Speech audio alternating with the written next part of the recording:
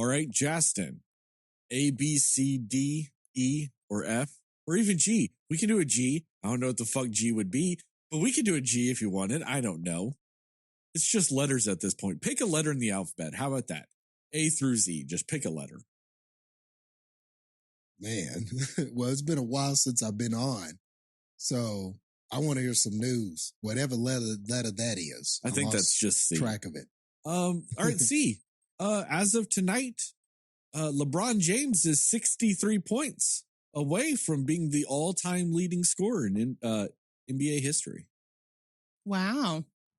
That's awesome. People want to say he's not good.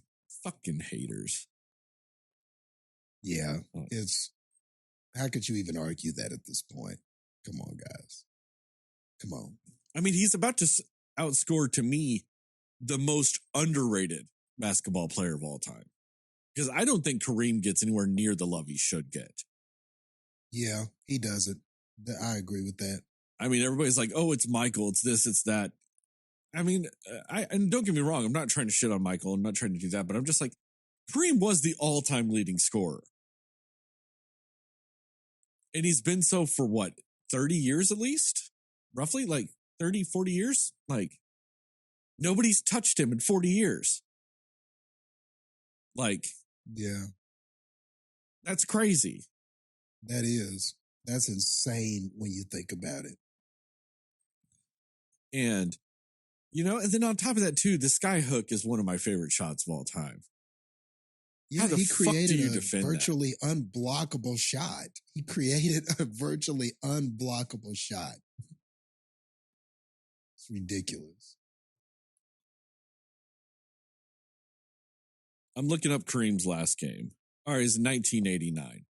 So 33 years ago? Wow. That was his last game? Yeah, his last game was 33 years ago. So this record has stood for 33 years. With Karl Malone being the closest, but also, fuck Karl Malone. And if you don't know anything about that, I'll just say he's done inappropriate things with people that are inappropriately aged. Ew. So, dang, I didn't know that about the mailman. You didn't know that? Dang, I didn't know that about Karl Malone. If I'm thinking How did right, I miss that? It was a family friend, like their child, and I want to say she was 13 or 14. Oh, God. Oh, okay. I believe there was a pregnancy Jastin involved with just was crushed. Yeah. I didn't know this. It wasn't, and like, that's the thing, and don't get me wrong, I'm not trying to justify anything like with somebody that may be like 17 or 18. Child. You know what I mean? It wasn't like young adult, and you can't even skew that. Child. Mm. Yeah. The mailman is not a good person in the slightest. Man. Jastin's questioning his whole life now. Man, that hurts, man. I loved Karl Malone. Yeah, you grew up on the Malone, Stockton Jazz. I get it. I know, man. Stockton to Malone was money. And he even did some wrestling stuff. He wrestled with Diamond. He teamed up with DDP. Teamed up with Diamond Dallas Page. Man, that makes me sad, dude. I'm sorry. Yeah. So, to be more specific, in 1983, when Karl Malone was 20, he fathered a child with a 13-year-old girl. Interesting. Wow. Yeah. Yeah.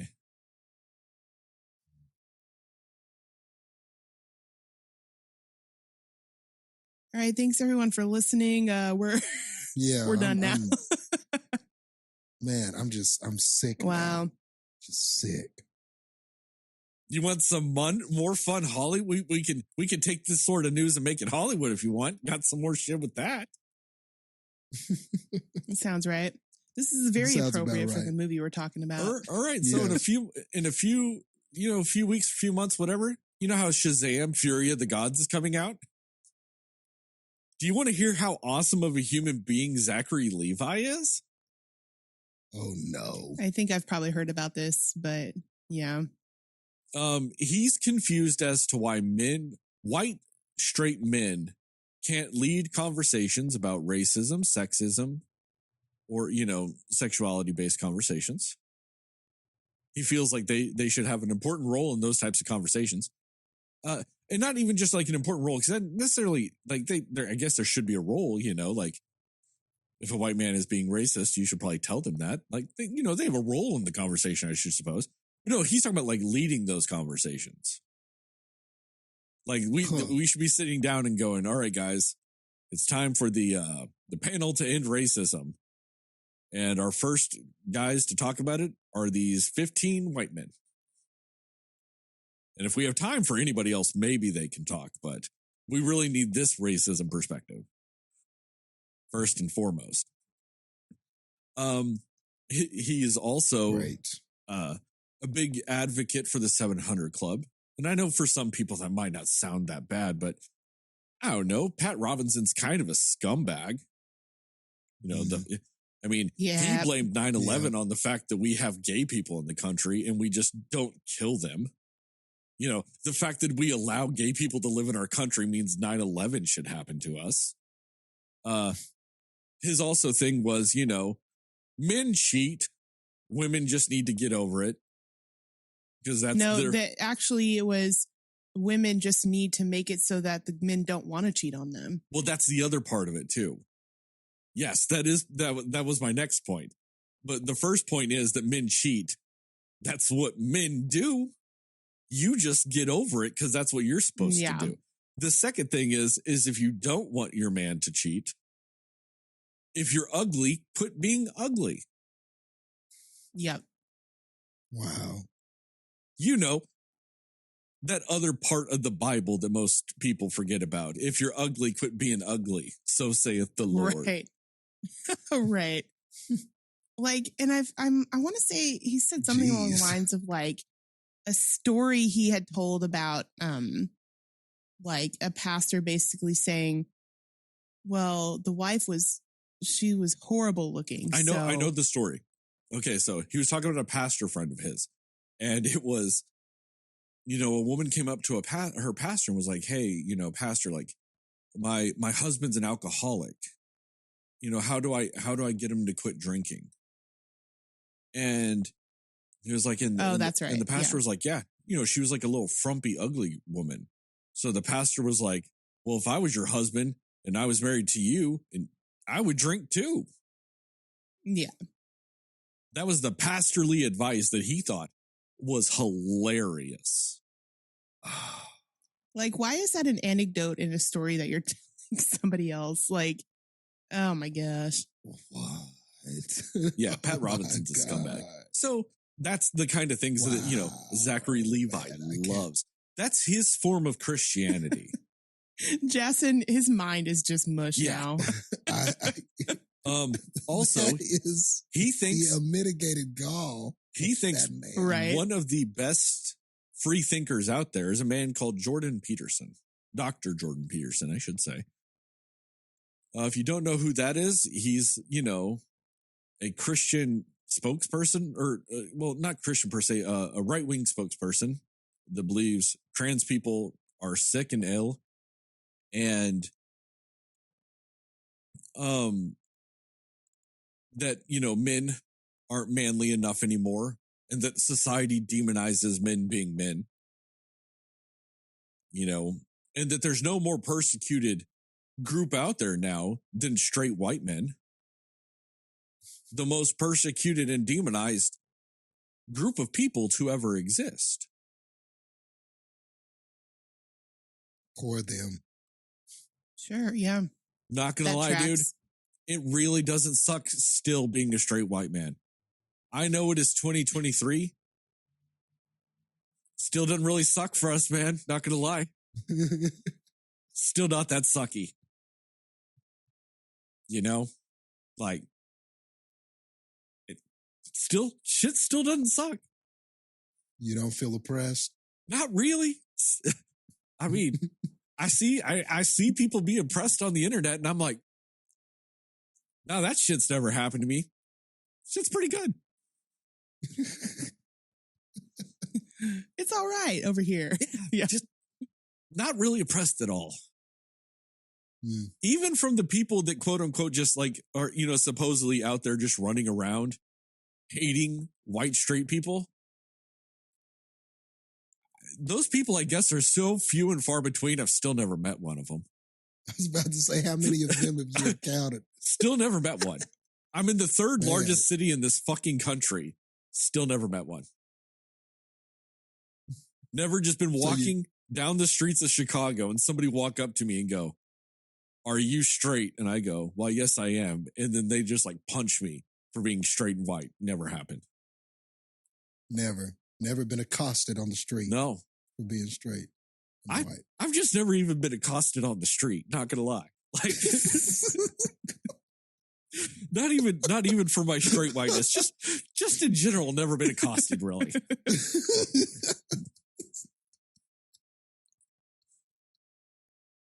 But yeah, like that's the kind of things that, this doctor that Zachary Levi thinks is just a great free thinker. So that type of shit.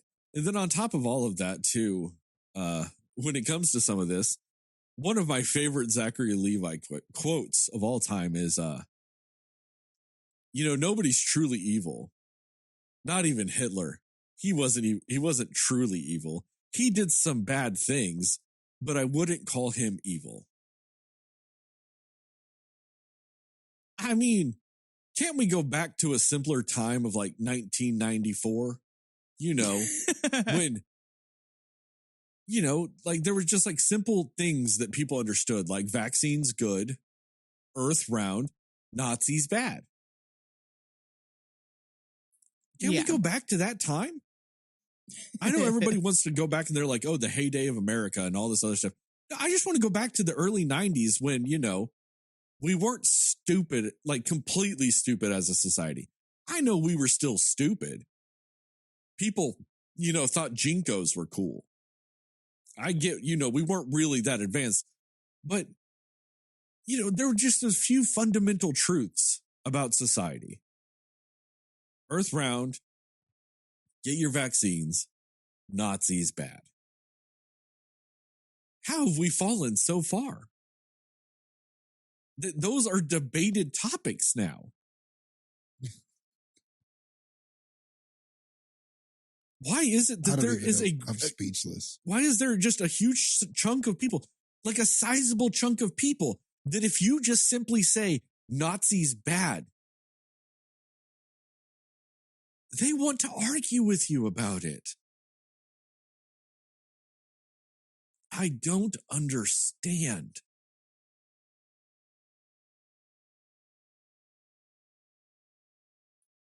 I'm at a loss for words. This is making my head hurt. Have you ever heard a more diet Kanye fucking like statement ever? Like, it's like he wants to be Kanye, but he just doesn't want the calories. Right. I mean, there are a few things that, if you want to deal in certain absolutes, you're kind of fine with, Like, I know I just said that, like, yeah, there's sizable people that don't think Hitler is bad or whatever, or Nazis are bad or whatever.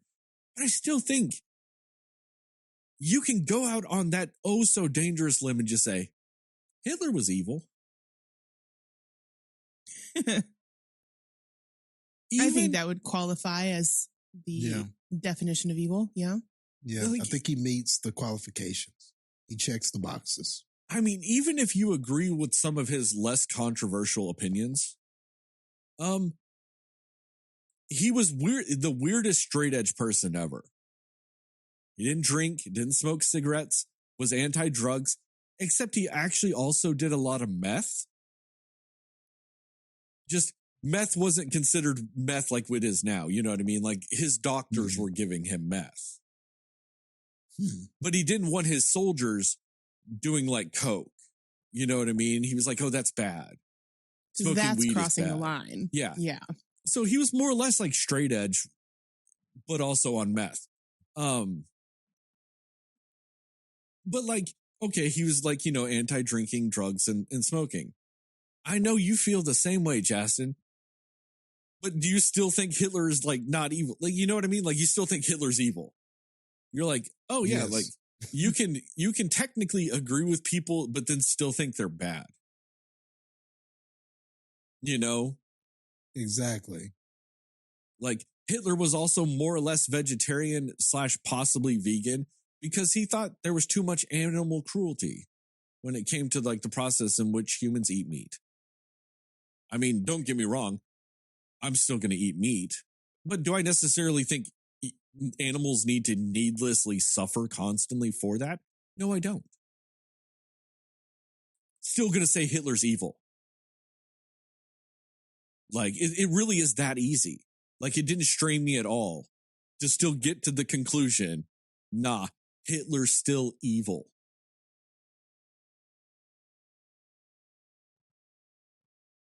I mean,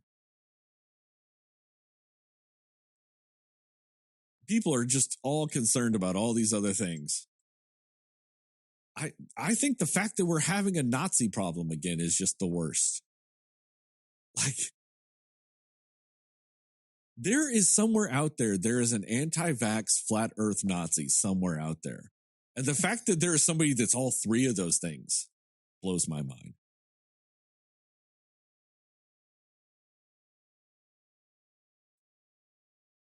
So, yeah, aren't you looking forward to Shazam 2 now? Wow.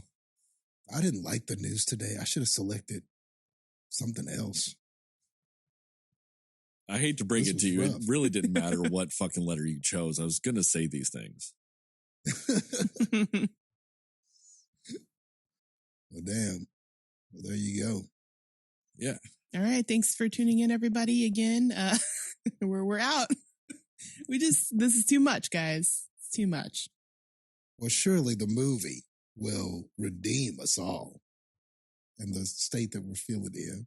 I mean, surely. You just said some words, Jastin.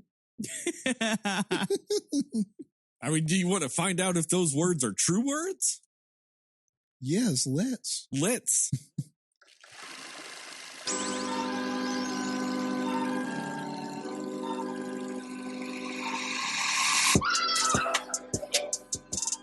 Somebody will listen to me.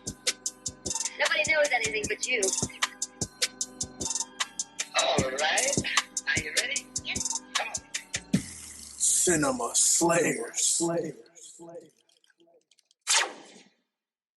Hey, Cinefans, and welcome back to another episode of the Cinema Slayers podcast. I am Sterling, and as always, I am joined by Jastin, the fucking liar, and Heather. Damn. I said we were going to find out if your words were true. I couldn't wait. Couldn't wait. They're not. Spoiler alert, this movie sucks fucking balls. Anyway, we are here to talk about what we, didn't like about the movie Sick. There might be some things to like. I don't know. I don't really remember any, but there might be. I don't want to speak for you two. You might have some things you liked about it. But we're here to talk about this fucking movie. We will go spoiler-free recommendations and scores and then into a more spoiler-centric section, even though I kind of jumped the gun, at least with my own point of view. With all that, Heather, what are your spoiler-free thoughts about the Peacock streaming movie Sick?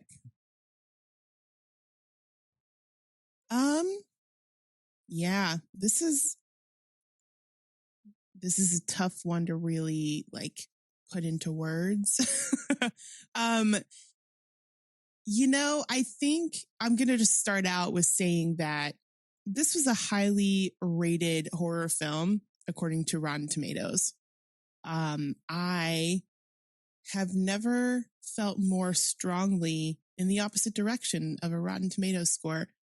I don't get it. I just don't understand why, even if you're not going to hate this movie, but to say it's a B plus, fresh movie is very odd to me. I'm not understanding why it's so liked by critics. I don't know. And I think it was like a 60 something score for the audience, but in either case, I feel like both of those scores are too high here. It's very, for one, I feel like it's pretty basic. It's pretty, it's kind of like a run of the mill home invasion movie in one sense, but in another sense, it's colored by the backdrop of the pandemic. And so you're just they're adding those elements into this movie. And I just do not think that they went about it in the best way with trying to add that element into what this movie ultimately was.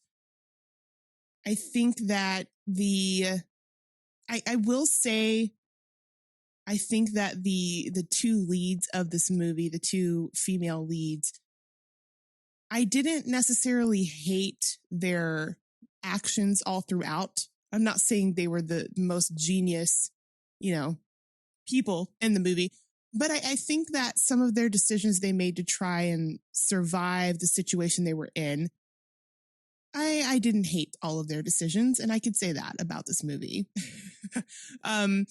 But at the other turn of that, there were a lot of really weird decisions made in this film. But mostly my issue with it is really the reason for what's going on, I feel is a very lacking reason for what's going on. So that's kind of what I'm going to say in that regard right now. But it's just a very oddly put together, faulty sort of reasoning for doing anything, really. But in either case, I have never heard more sugar-coated words in my fucking life. I'm a sweetheart, so I'm just gonna so fucking hard to just be nice about it. I'm getting a cavity listening to the amount of sugar you are trying to coat this shit with. There was actually there's a person on TikTok that I watch that does like movie reviews and stuff like that. And he said something to the effect of, if I spent the time to watch the movie, I feel like I but I feel like I want to at least try to find something in the movie that I enjoyed because I spent so much time invested in that film. He's wrong. I kind of see what he's saying though. But in either case, that's sort of maybe what I'm doing here. I'm trying to find at least the one silver lining of what I did not hate about this movie. Anyways, in either case, I think it's safe to say I was not a fan of this movie. And I just feel like I'm not understanding why people are thinking that this movie is so good. Like, I'm just not understanding that. It's ultimately, it really is kind of just like probably considered like a B-rated horror film, as far as quality, as far as acting and performances and all of that. Like it's also nothing special, even taking out the things with the reasoning of what they're doing. If they actually took that reason out, it would just be a completely not memorable movie. There's nothing special about sort of how they go about the plot or the storyline or what takes place as far as the killings and whatever. It would be very forgettable overall if it weren't for the reasoning for the killings, if that makes sense. So anyways, that's what I have for now until we get into spoilers. I think you made me hate the movie a little bit more. Jastin, what about you? All right. So I guess maybe we'll have to take a rain check on that movie redemption. that because The Sick. You know, there was another movie called Sick, the serial insane clown killer. And I'm not going to say too much about it. It's not good. So I guess we're still waiting on a movie called Sick that's good. What are you talking about, Jastin? Sick, serial insane clown killers is a fucking horror classic compared to this shit. I have never wanted to see a serial insane clown killer in a movie more than in this one. Oh, man. That would have probably made you like it. Or like, in yes, real life. Now's the time. If a serial insane clown killer came and murdered me, it wouldn't have happened too soon. Would have been preferred. You're probably more likely to be accosted by the sick than you are by angry people mad that you're straight and white. Honestly. There it is. Infinitely higher possibility. But all that aside, man, Sick. It's funny because when I read the premise of this, I thought that there was potential. And actually, when I saw how high the score was for this on Rotten Tomatoes, I had envisioned that maybe this would be kind of this cool horror movie, but maybe kind of like we would say something about COVID or people's like or maybe like the lack of people being responsible about it or taking it seriously and how that could cost other people their lives and stuff like that. I really thought that this movie had a chance with the premise and COVID being tied to it to say something about like maybe the reckless nature and how some people handled the COVID situation and how maybe like because of that, there are consequences. You know, I thought maybe the film would find some sort of way to say something about that.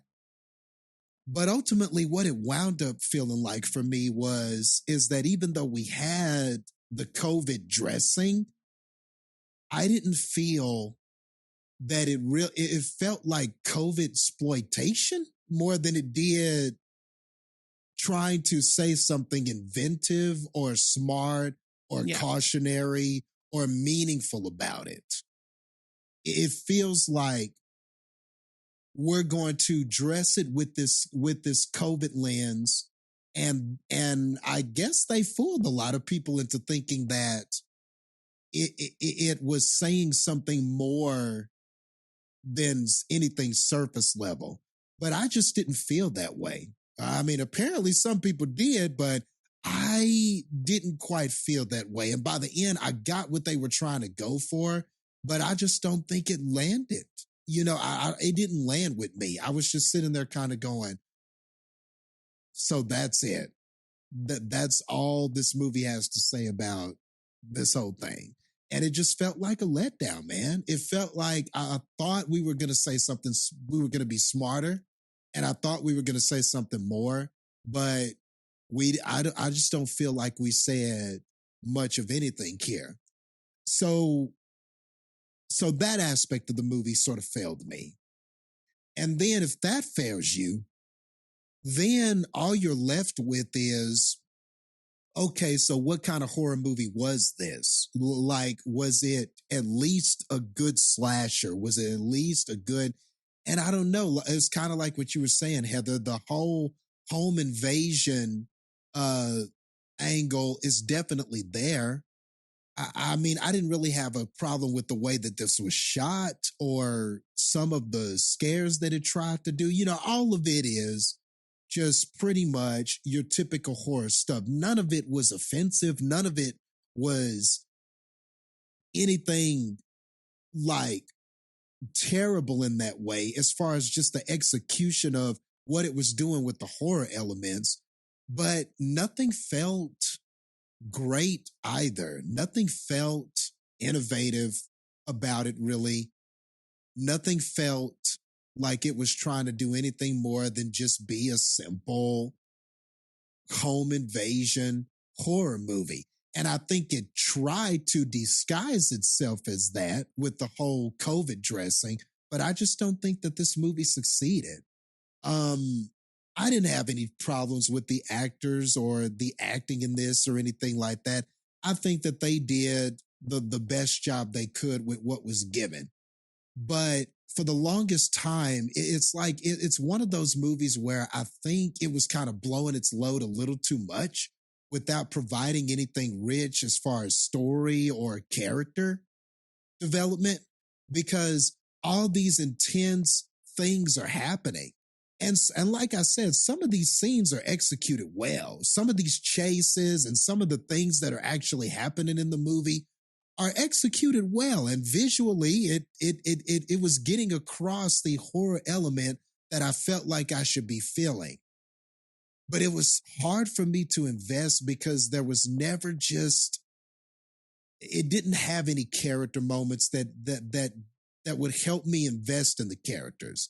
And so a lot of these action things are happening and these horror things are happening and these intense things are happening.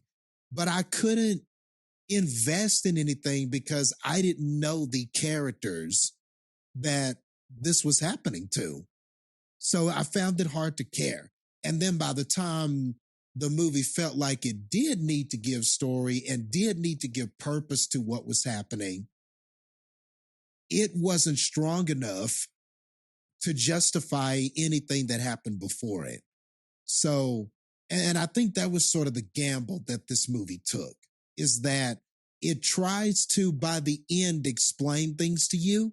And then it goes, see, this is our explanation. Care about this.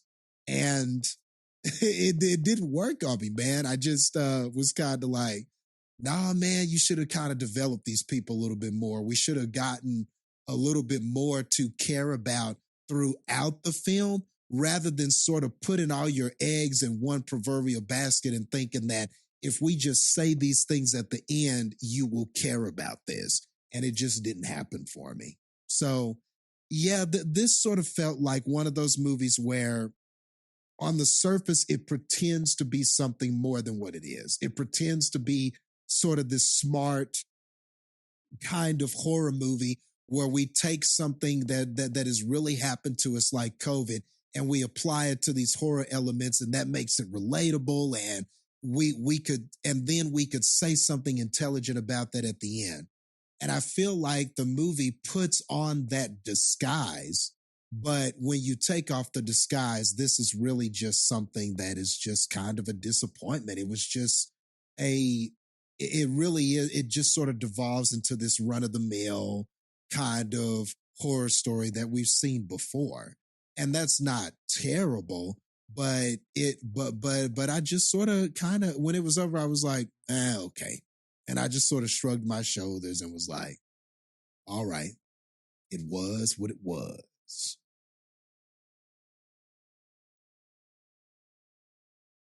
I have never felt more betrayed by TikTok than I did with this movie.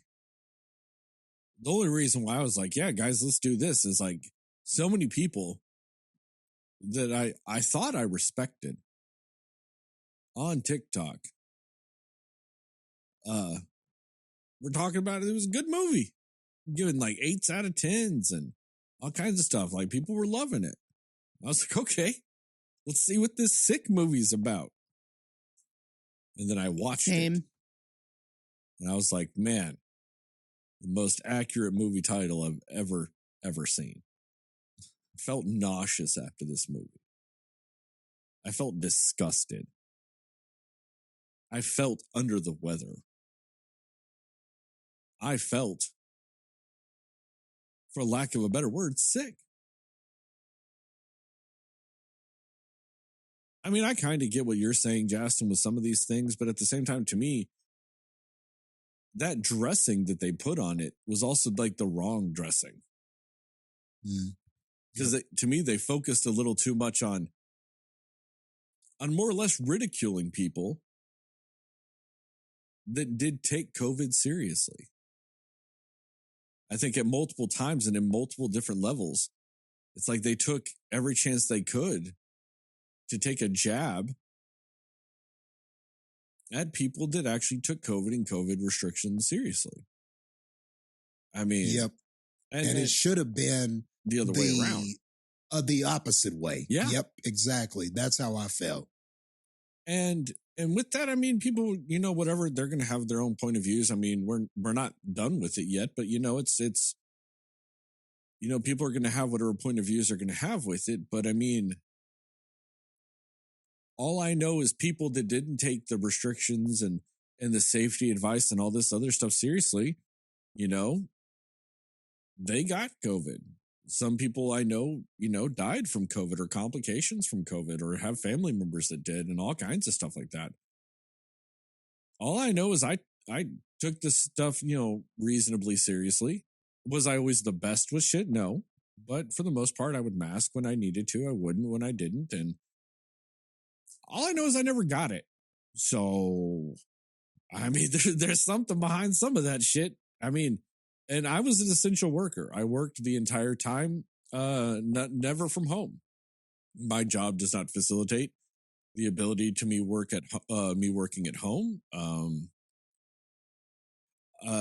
an essential enough worker that my job during times of crisis, we have letters of authorization to where we can get through certain restrictions with letters from the Department of Homeland Security and Department of Defense. And we have a lot of government contracts. So we're essential at all times, I mean, even when there was a big, a lot of the protests a few summers ago and like sections of, Chicago were shut down by National Guard.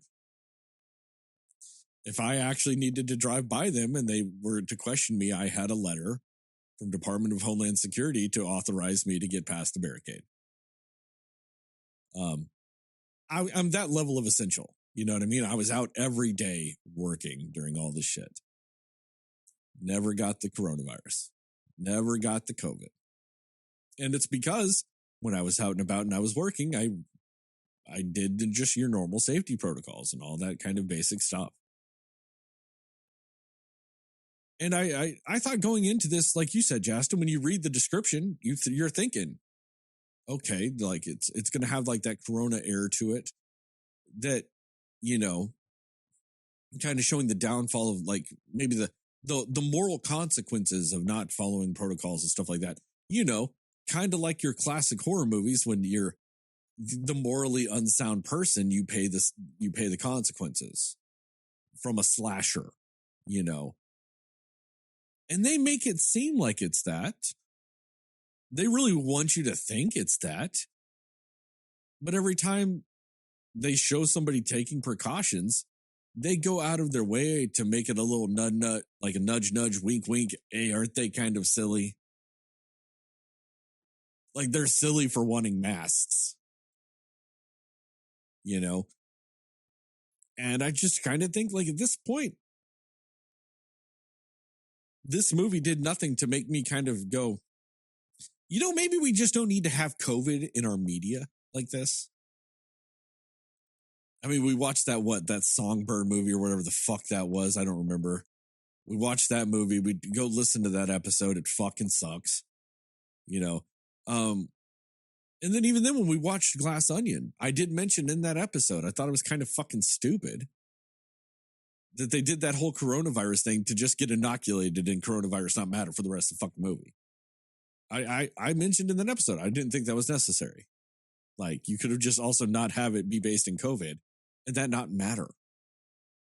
You know what I mean? Like there were so maybe like, let's just kind of go out on a limb and maybe say, let's just not have COVID in movies for like, I don't know, 6 years. Let's just not really broach it for 6 years. Maybe then somebody will actually think of a use to have COVID in a movie. But right now, nah, it just doesn't hit, I think, like people want it to, except to the crowd that, kind of, we're wrong about COVID. So, I mean, I don't really get that. And to make matters worse, I forgot one of the most egregious things about Zachary Levi. So I'm going back to the beginning. Another thing about Zachary Levi is he's more or less, he's anti-vax too, on top of all that. And One of the Twitter comments during the when I was reading some of that stuff was saying, well, people better have the same energy with him as they did with Letitia Wright. And if anybody listened to our Black Panther 2 episode, I had some energy with it. And I did have to retract. I was wrong. I did have to retract what I said about Letitia Wright. So all I'm going to say now is just come back for the Shazam 2 episode. I will have that same energy. Don't worry. I will have it. But it ties into this because it's the same energy. Like his energy is the same thing that kind of fuels a lot of the stuff in this movie to me. And it has some bad tropes. I won't get too spoilery with it yet, but all I'll say is chloroform takes way longer to work than people realize it does. Chloroform is not an instant KO. You're not covering somebody's mouth in 30 seconds, they're knocked out. It takes minutes of constant chloroformness to get knocked out. You're not putting it on a rag and putting it on somebody's face and they, slowly go to sleep in like 30 seconds. That's not how chloroform works. I know movies and television have lied to you your whole life. But once I found that out, ever since I found out that chloroform is insanely slow acting, it will knock you out. It takes so long though, to where the point of, if you watched TV growing up, you kind of thought there was a reasonable danger from chloroform. You thought chloroform was just as dangerous as quicksand and just as common as randomly people putting anchovies on pizza. Because movies and television made you feel like all these things were clear and present dangers of your everyday life. You could just be walking down the street and die in some quicksand. Turns out you can't actually die from quicksand. The way the suction in quicksand works, once you get roughly the middle of your chest, you won't actually suck down more. Like, you might be stuck, yes, but you won't actually get, sink, below your head in quicksand. Chloroform, like I said, takes minutes to work, and it's, constant.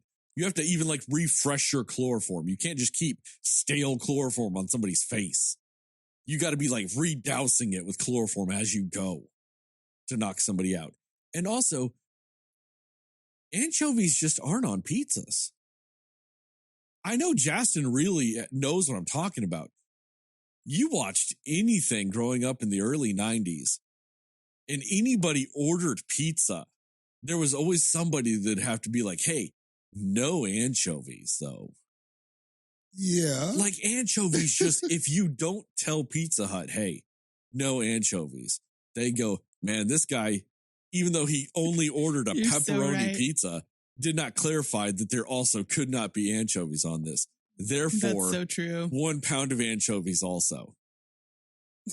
Ninja Turtles made that you is think so true. Anchovies were just gonna be on your pizza waiting to attack you. I was watching an episode, a really old ass episode of 21 Jump Street. And they're these high school kids took over a high school. And they're like, hey, they're doing the hostage negotiation thing. And they're like, hey, let's order you guys some food.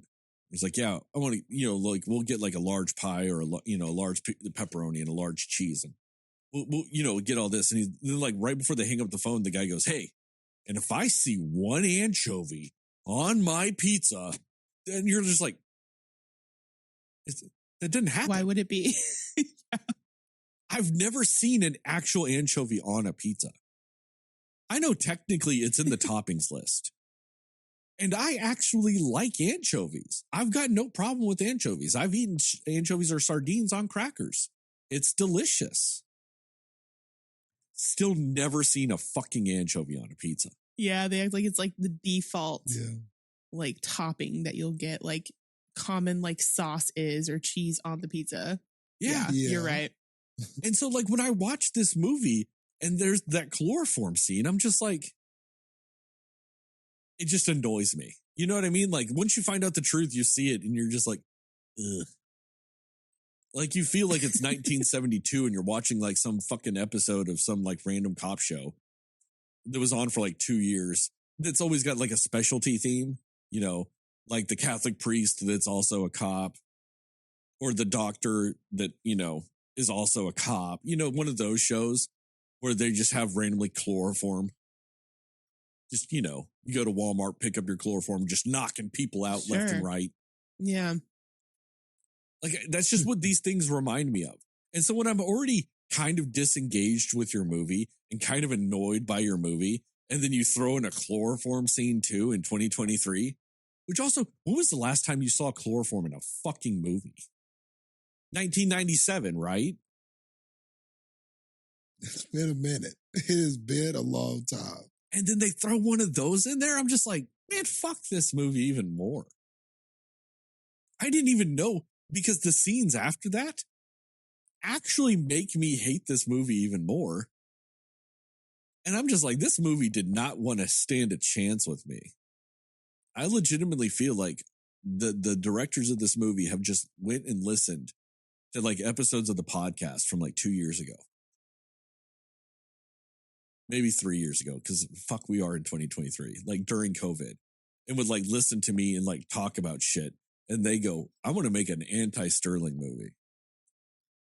I just want to piss him the fuck off as much as possible. And then they filmed it. And they put it on Peacock. Succeeded. They put it on one of my favorite streaming services. They were like asking for you to watch it. Yeah. And then I'm watching the Royal Rumble this Saturday.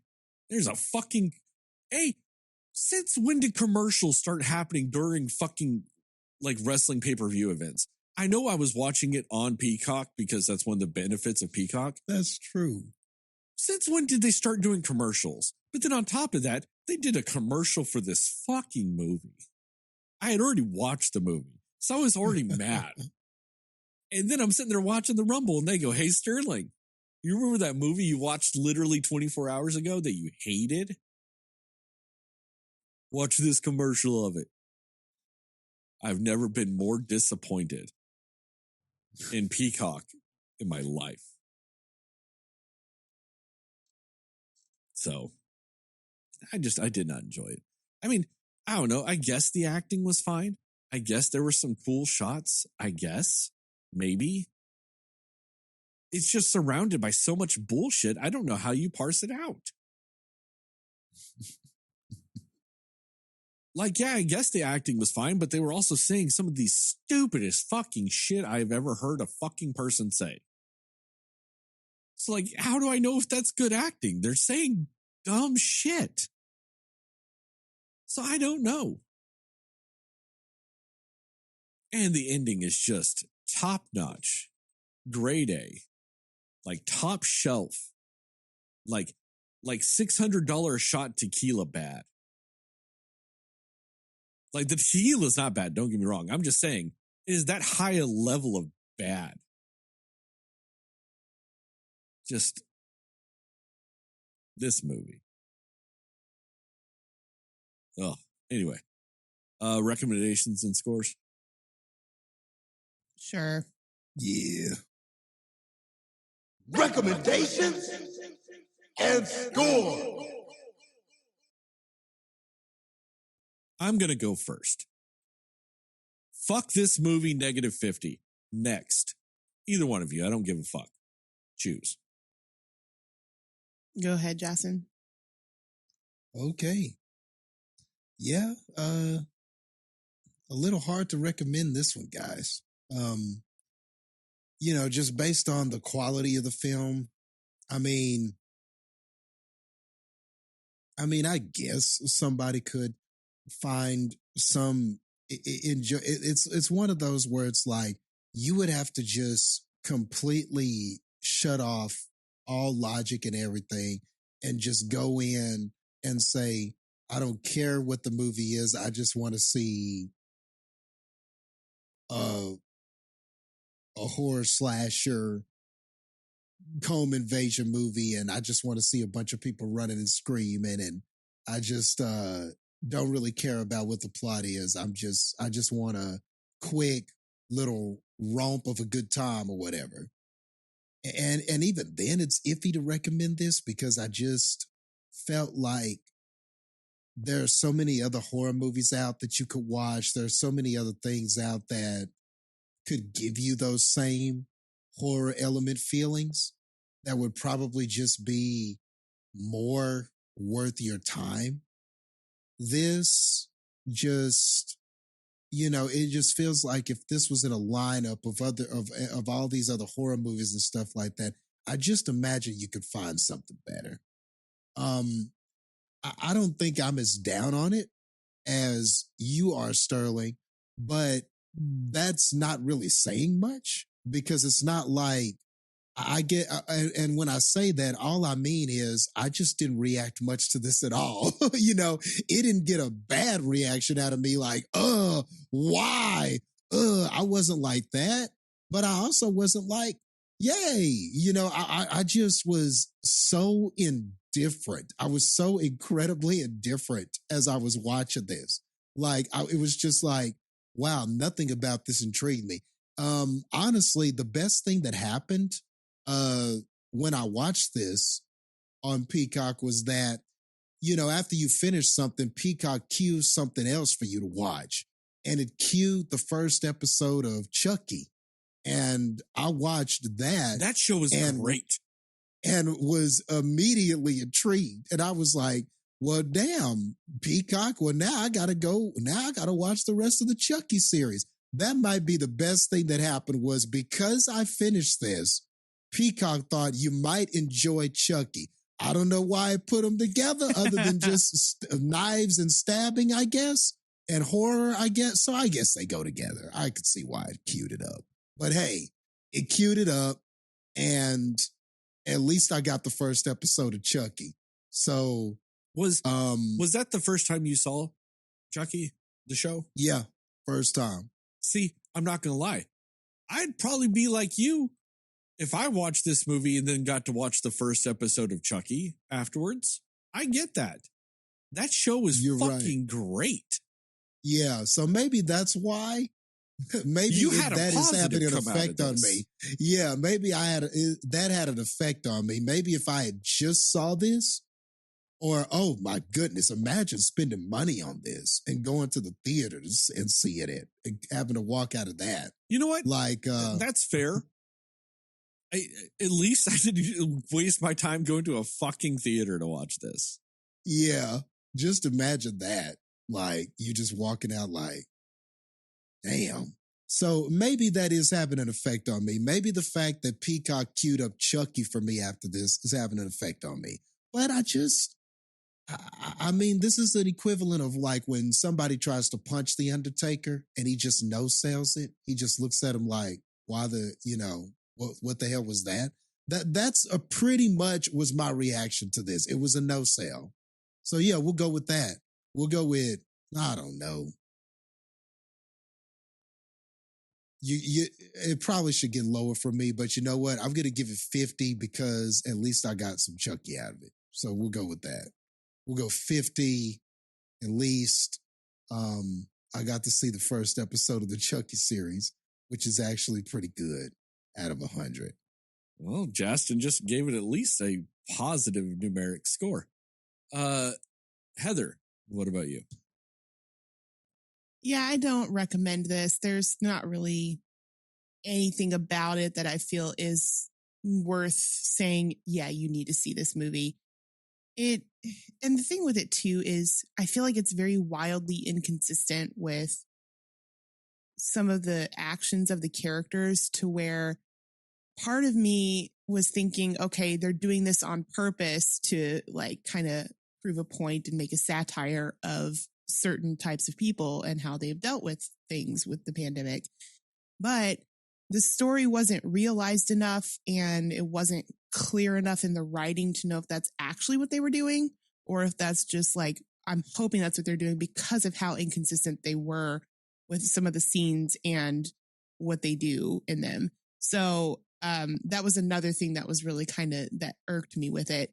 And I guess I would say I'm probably, I'm probably in the middle of you two with like in the middle of indifferent and like upset about it. So I guess maybe I would say I just thought it was dumb mostly.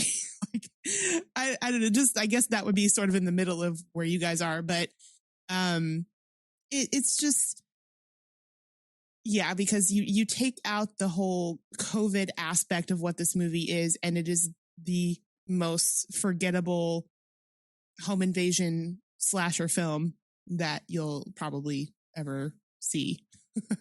It kind of like the beginning parts of it sort of reminded me a little bit of that movie Hush on Netflix, which I don't know if you guys have seen it, but it's actually, I think it's a pretty good home invasion movie. And so, good. Yeah, I thought it was a really good one. It's a Mike Flanagan film. Yeah, I was about to say, that's a Flanagan one, isn't it? Yeah. So I thought that was a really good home invasion movie. So I was like, okay, well, if it's going to go that direction with some of how they're plotting out what's happening in this film, like maybe it'll be all right, but it didn't really turn out that way. So it just, I mean, it just had a lot of bad choices they made and a point that they were trying to prove that was just unnecessary, in my opinion, and just how they approach it and how they weren't making the right points about anything that they were talking about in the film, really. So yeah, it just wasn't, it's not worth your time. And honestly, just my biggest confusion is how so many people are high on this movie. Like there's so many people, like, yeah, critically and everything, like it just way more than I expected to be like, yeah, this was a really good movie. I'm not really understanding it. Same thing with the TikTok thing that you said, Sterling. Like I heard a lot of people talking about this on TikTok and like, yeah, it was pretty good and all this stuff. And I'm like, okay. And it just, I don't get the appeal of this movie that much. But, you know, like I said, the acting wasn't bad. And for kind of like similar to what you said, Jastin, with like, they did the best they could with what they were given.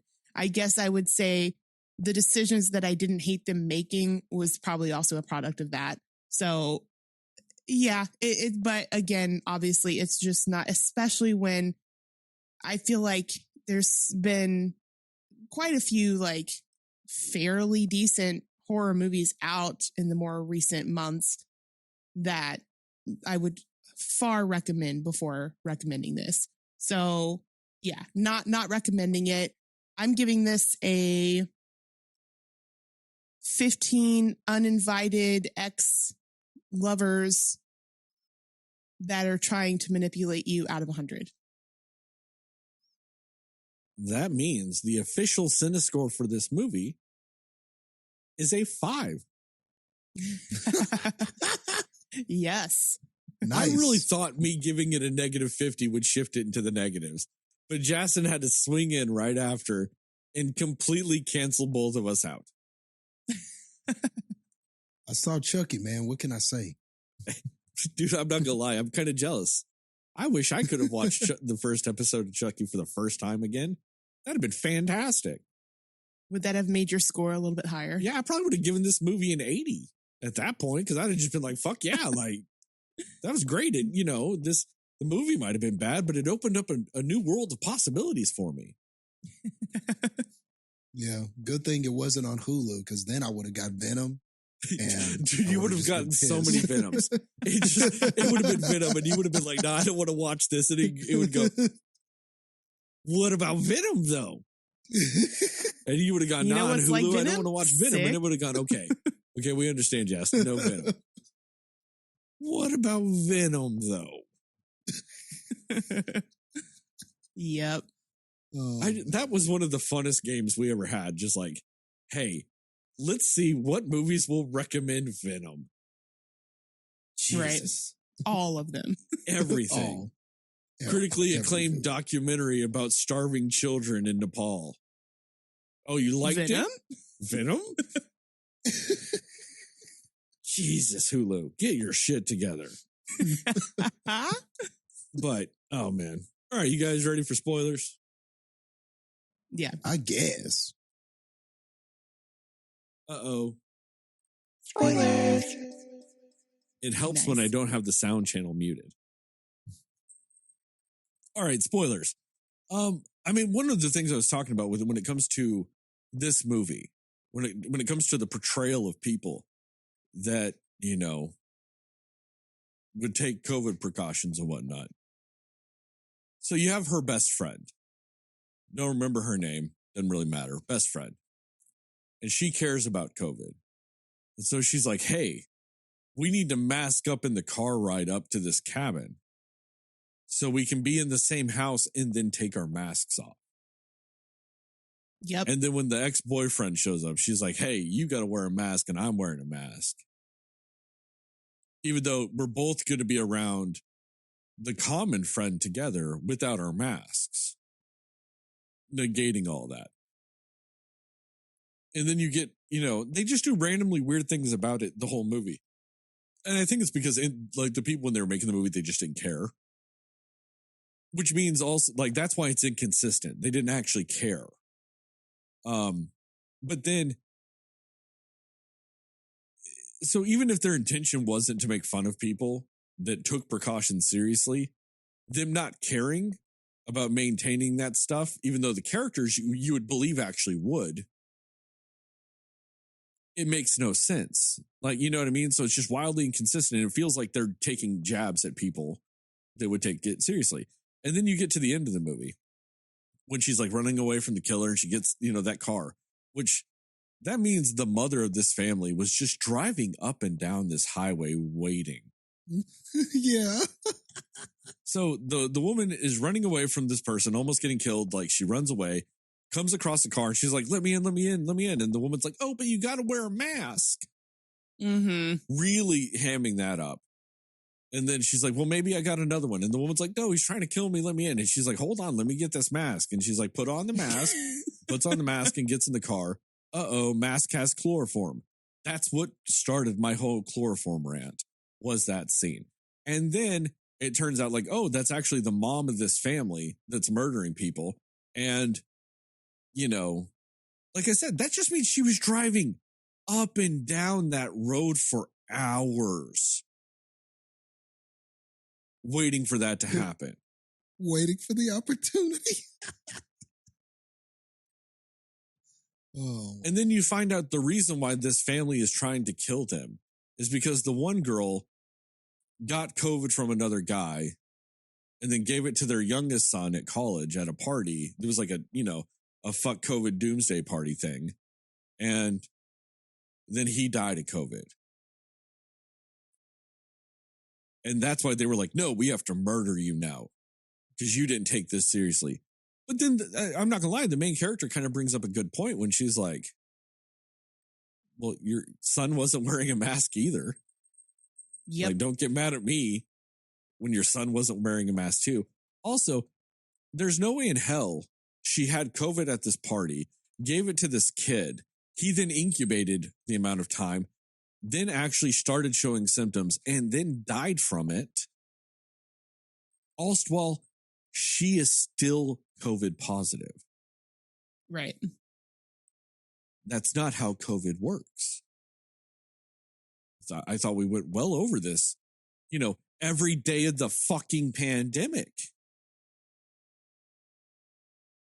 You know, when it was on everything and everybody talked about it. I thought we all understood how COVID worked. You know, but no, this movie doesn't fucking want to do that. And they still could have had it where she was the one that gave it to him. It's just that they go out of their way to give her a COVID test, which wasn't a COVID test. They just kind of cotton swabbed her and stuck it to some Velcro and closed this little thing. It was like, oh, it's a positive test. Like, that's not how COVID tests work. There's a whole thing. I was like, what even is that? You got to put it in the liquid and you got to let it sit in the liquid and you got to do all the droplets and all that shit and then make sure your control line shows up. It's a way more intricate system than that. And also, do you know what can really fuck up a COVID test? Having a bunch of blood in it. Yeah. So it wouldn't have been an accurate positive anyway. But it's like this whole thing. And it's like this whole ridiculous thing, which adds to a trope I'm so fucking tired of, that I thought in the year 2023. I thought we were, we're in the future now, guys. I thought we could get past this whole idea that doing these slasher movies where it just ends up being a regular ass motherfucker that is just the most durable goddamn things ever. Yeah. Can we stop doing that? Can we stop having just regular ass motherfuckers having the endurance of like supernatural fucking beings constantly? Yeah. The one fucking home invader that they kill, like the other son. Hey, another thing that they don't teach you from movies and television. Getting knocked out for anything over a couple of minutes is severely brain damaging. Severely. If you're unconscious because you were beat for 30 minutes and you're legitimately just unconscious for 30 straight minutes, that's a lot of brain damage. That is not, there's not really coming back from that. Yeah. So if at any point you get beaten so brutally that you lie in one spot and do not move even the slightest for 30 straight minutes, your brain is hemorrhaging and you are dying. You might not be dead. You are dying. Because your fucking skull is cracked. Your brain is swelling and bleeding. The blood-brain barrier's probably been broken. You are fucking dying. You know what you're not doing? Getting up and still trying to kill people.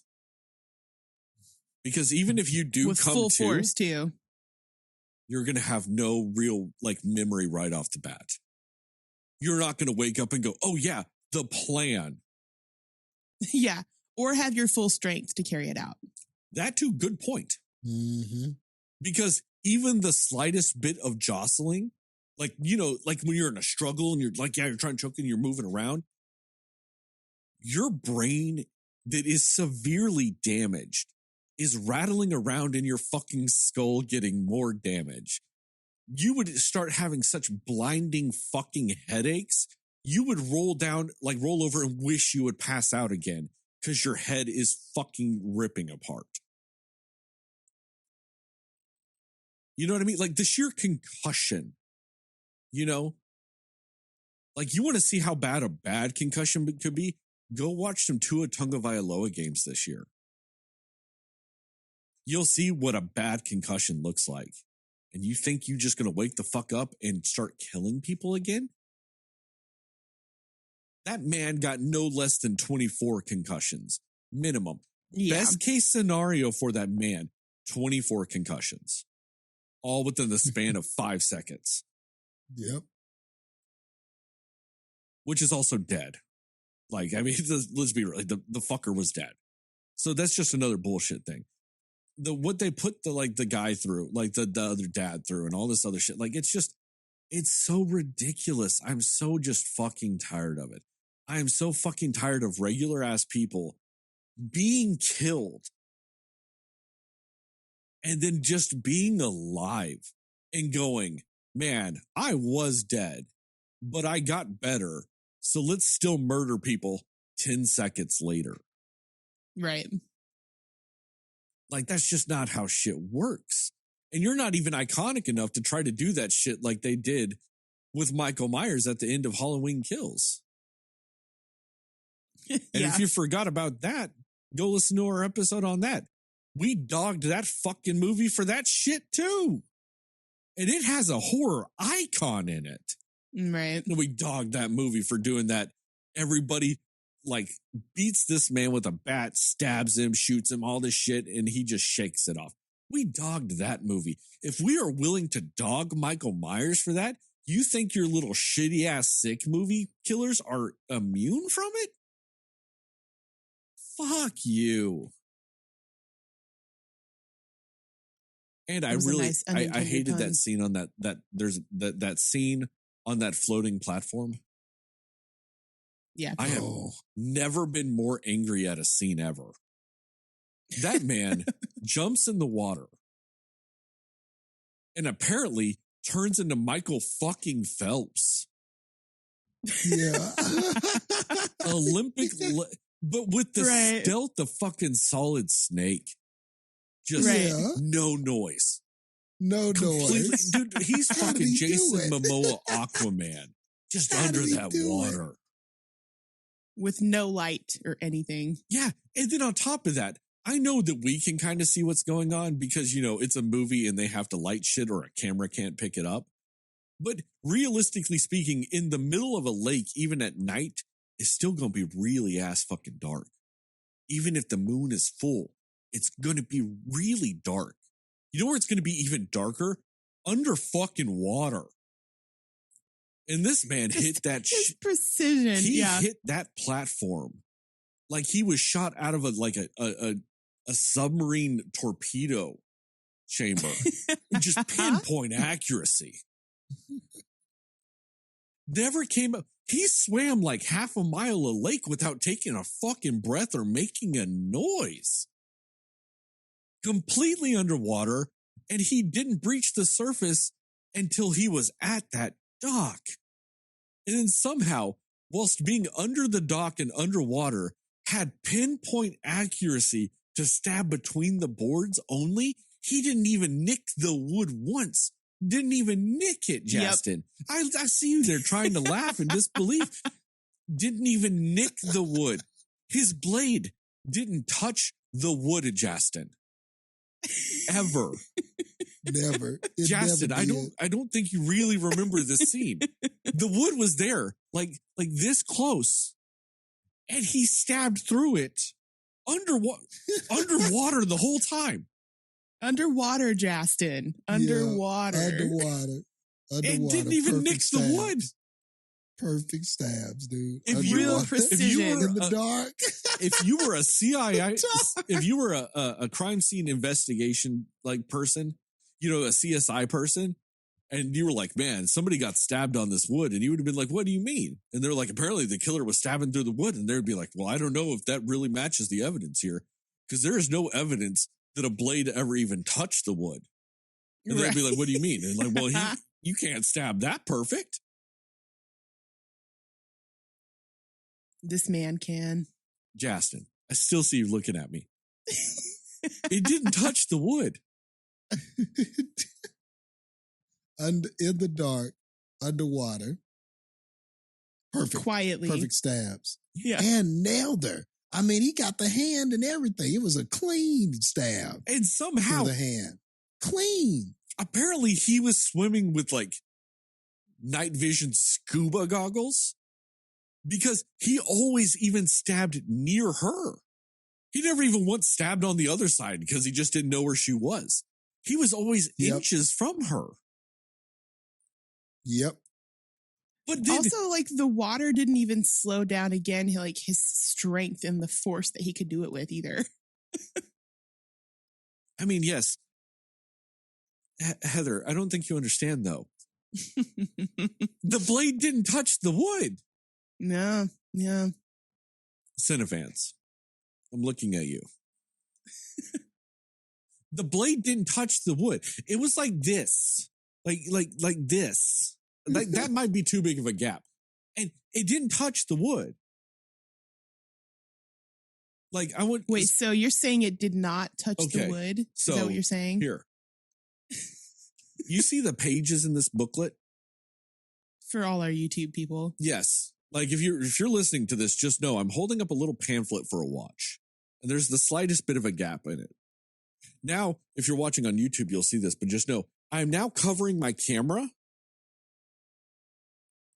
and that would be your visibility.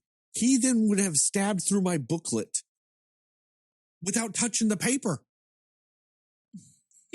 That was good. Yeah. I'm just sitting there watching the scene unfold in utter disbelief and horror, but not the good kind of horror you want while watching a horror movie. I was having that realization, that deep, unsettling feeling overcome my body of that thought I have what feels like too often of, they actually fucking filmed this scene. And then they went, after they filmed it, they went to the little television city, little screen city thing they have there, and they're looking at the dailies. And they looked at this scene that they just filmed, and they went, that's a great fucking take. We need to leave it just like that. And then it went to editors. And editors cut together this scene, and that director went, exactly how I envisioned it. And then it went to producers, and they watched it, and they went, that's exactly the type of scenes we paid for. They watched it, Jastin. They watched it, and they approved this. And then it went to test audiences. And test audiences, after they watched the movie, they went like, hey, so what did you think about that scene where he's stabbing through the platform? And they went, oh, you mean that cinematic perfection? No notes on that scene. Leave it as is. And then someone at Peacock watched this movie and went, hey, other Peacock guys, we have to get this movie. There is a scene with a platform in the middle of a lake. This man stabs through it. And then another guy went, well, yeah, but he probably hits a lot of wood, right? Like, because he's stabbing through just like these very tiny slits at night. And the other guy went, doesn't fucking touch the wood. And the other guy went, buy it now. Who's that guy that's like, it was barely an inconvenience? Jesus Christ, Yep. This fucking movie. I hate it so fucking much. And the thing is I would be willing to let that slide. If this was in John Wick 4, I probably would not be bothered by it. It would probably think it's a great fucking scene. I know my own biases, but when you've got this stupid fucking movie and you just add stupid scene after stupid scene after stupid scene, and then I get this scene? Damn Skippy, I'm like, yep, this is what's conducting the stupid train I'm watching. And then it devolves even more. And plus, it's the worst kind of slasher. Because, like, yeah, it should be sold more of a home invasion movie. They add a little bit too much slasher element into it, though. And the reason why I say it's the worst kind is it's the worst kind because it's got a body count of like 3 people. It's 3 people die and 3 slashers die. I'm like, that's what? It's the worst kind of slasher. Your body count is 6? Get out of here. What is this? It's garbage is what it is. Anyway, that's all I'm saying. Somebody else go. All right. Yeah, I have a few things. I mean, when we were talking about that scene where they're kind of revealing the mom and the dad and whatever, they're like revealing their whole reasoning for what they're doing. One of my thoughts was, so your son just died with, associated with COVID. And you're so sure that this girl has COVID that you're giving her this test and whatever, and decided, oh, even if it says negative, it's just because she's, what is the word that they use? Well, no, she would have been she would have been over it at that point. But they were saying that she was an asymptomatic carrier because she's like asymptomatic. She's like, oh, right. I've been fine. Yeah. And she was like, that's because you're asymptomatic. Correct. Yeah, that's what the word I was looking for. But anyway, in either case, like, if they were so sure about this girl, like, why are they willingly sitting there without their masks on? Like, that was one of the inconsistencies of, like, their whole reason for this is because they think, she's not taking this seriously and her friends aren't or whatever. And like the whole time that they're talking to her, they don't have their masks on. And then she at one point turns to the husband and she's like, hey, hun, wear your mask or put your mask on or whatever. And I'm like, it's honey, your mask. Yeah. And he goes, Yeah. Right. And I'm like, now it matters. Like, and then she still didn't put hers on. Right. I think she still didn't even have hers on at that point. So it was just really, really a weird point to be like, that's seriously like, I want to kill you for inadvertently killing my son, but my whole reason for it, I'm not even actually following that when I'm like talking to you about why I'm mad about it. Like, this was very weird. I don't know. So, I mean, just inconsistencies like that with it. And also I'm like, this family decides that like, it's a good idea to go and intentionally try to kill people, with their other son, who very easily could be killed in the situation they're putting him in. So it's kind of like negating the purpose of like why they're so mad. Like they just lost their son. So you know what? Let's go as a family with our other only child that we have and put them in a situation where there's a home invasion and there's possibility of them dying or being exposed to this person that we think killed our other son. What? Like make it make sense. I don't know. Like it just, I don't understand the logic and why they did that. They knew their son was unkillable.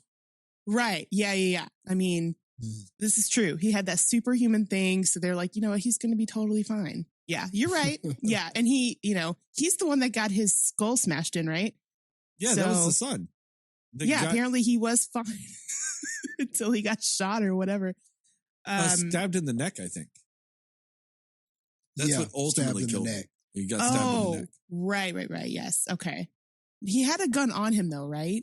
I feel like he had a gun near him that I think the girl tried to take. I don't know. Maybe I made that up. They were trying to get a knife, I thought. Or maybe it was a knife. Okay. Maybe there was a gun. I don't. Who fucking cares? It's very minor at this point what weapon they had because the whole movie's just dumb. But like, yeah. And so there was that whole thing too. And I'm like, what? And then it's kind of like a weird fake out too, because when this movie's starting and you see this person or what turns out to be two people creeping around this house, it's like they know this house. It's like they've been there or like they live there. Like they had no issues finding anything, taking phones, plugging it into the sound system just so very easily, not like wandering around lost in this massive house. Like you think that it's people that know them or something because of how easily they moved around this home. And then it's just nobody, like they don't know these people at all, except for you were in this video with my son and kissed him. Therefore I must kill you. Like it's just such weird logic throughout this entire thing. And then even the ex-boyfriend or ex-hookup or whatever the relationship was with the guy that came there. He was obviously a situationship. A situationship. There you go. Mm-hmm. So my problem with him is that he was annoying from the get-go because he just like comes up in this thing. And like, first of all, you clearly hear these two girls freaking out because they have no idea who's at the door. And he's just not answering them. And then he opens it and they're like, oh no, like I'm on the phone. And so he's entering the home still on this phone call with them.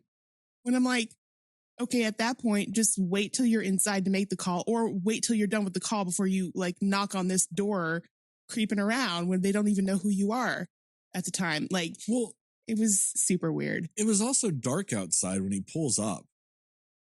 True. Who's calling about an internship at like 9 o'clock at night? Right. Also true. Yeah. Like, but it was that was the, I completely agree, Heather. That was one of the dumbest fucking character introductions in a fucking movie I've ever seen.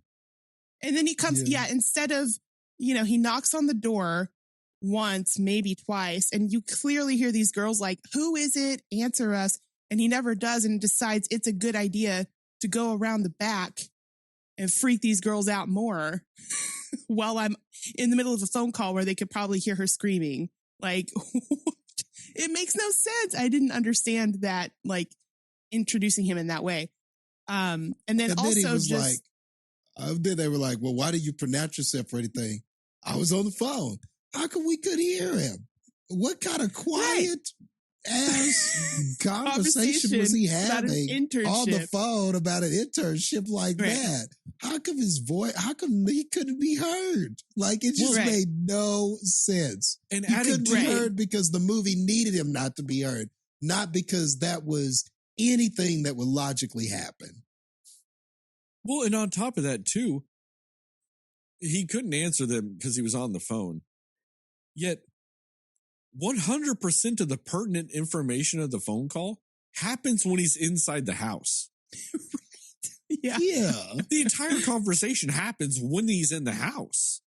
Mm-hmm. I'm like, Yeah. were you just on hold, like, but still ignoring them? Are you that big of a dick? Right. Yep, exactly. It was super weird. And then even the whole thing of like he went up there because he wanted to talk to the girl because he was jealous about whoever else she was hanging out with, whatever his reason was for it. It was, first of all, very weird, but also like his whole thing of, you're going to make me go home? Like, I came all the way up here. And I'm like, that's on you, dude. Nobody asked you to be here. Like, you can't get mad at them for saying, we don't want you here, especially when the one girl who was actually like, no, I don't want to be around anybody else.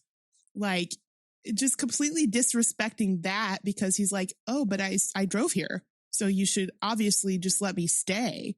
Like, what? Like, he was trying to make them feel guilty for not letting him stay when she didn't invite him. He creeped up on them. Like, it was just so weird. The whole setup with him being there was weird. He ended up actually towards the end before, you know, he dies. I did appreciate the fact that he did figure out, like, okay, there's people in this house. I don't know how he figured that out so quickly, but there's people in the house.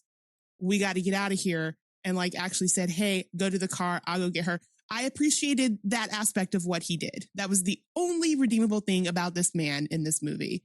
Yes. But then when they clearly see him dying or that he is dead and bloody and like on a stick or something where he's being like walked out the front door. It was either a flagpole Yeah.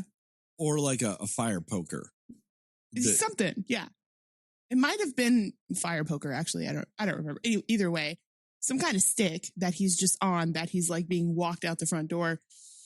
Why did it take her so long to respond to that and back up and get back into the car?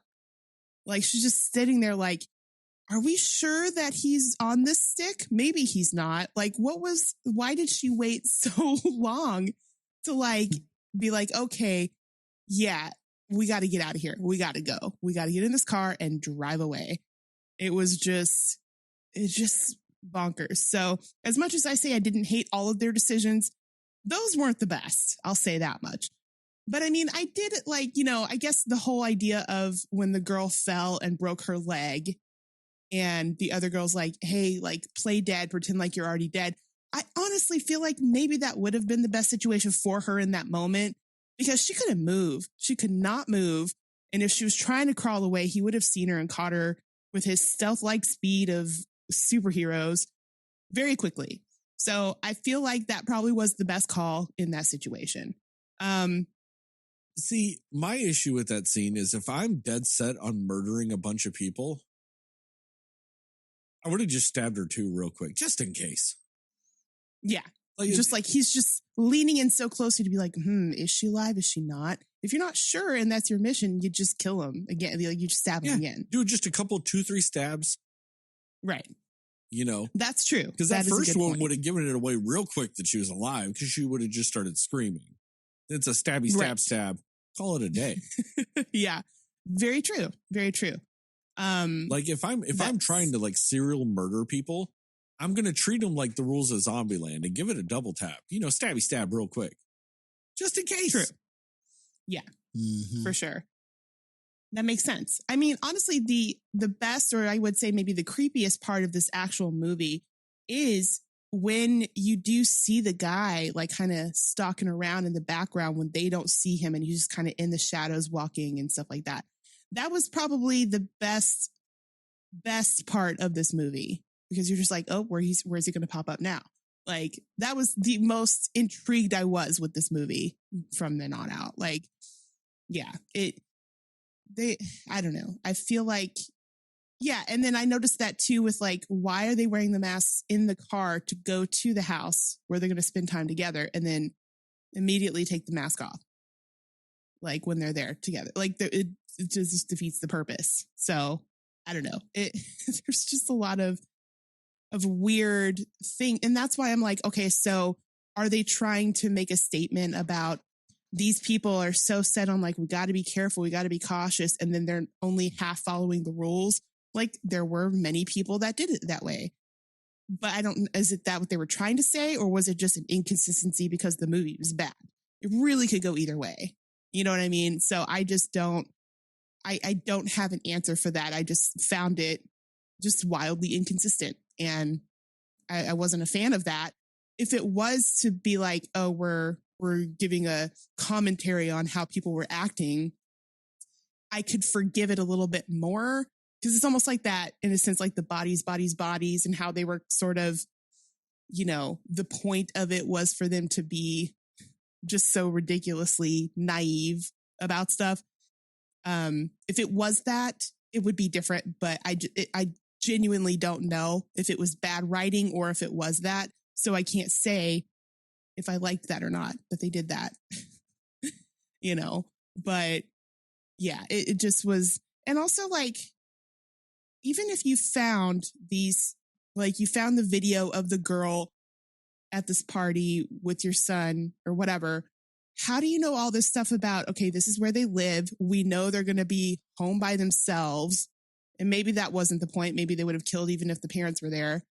And also the other guy, the guy at the very beginning that they are stalking, that they kill, how do they have his phone number, first of all? How do they know where he lives? Like, how did they get all of this information on these people to just be able to play out this plan that they had? So it just feels like none of the actions that they do, like, they just do a bunch of things without explaining how they logically could do these things, including the superhuman, unkillable guys that are just running around. So I don't know. It was just very, very all over the place and inconsistent in that way.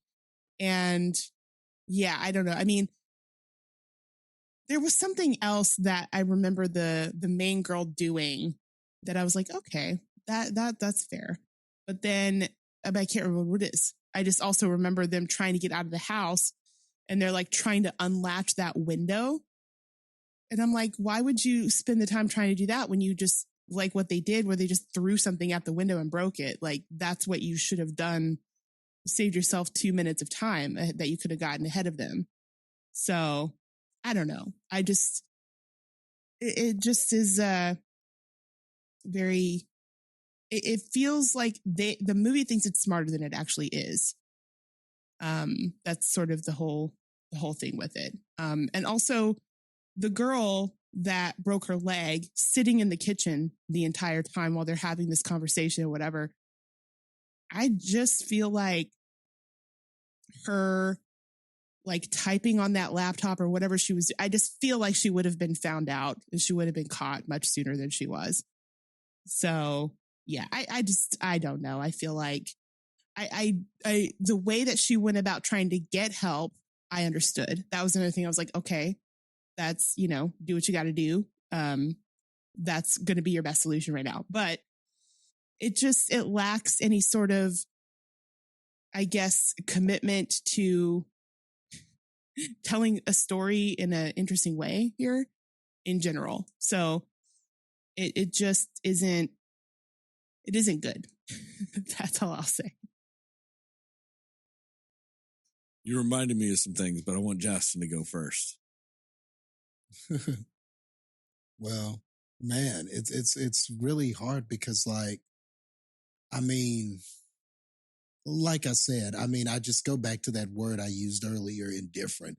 Like, at first, I thought that the movie started relatively strong with us being in the supermarket, and then you got somebody being texted. We don't really know why, and there's kind of a mystery to that, and somebody stalking him. We're not really sure about that. And then the first kill in the house, I thought was pretty intense. It was shot well. They were wrestling all around. At first it seemed like it was just going to be a quick, okay, stab the person, and yay, the movie is called Sick.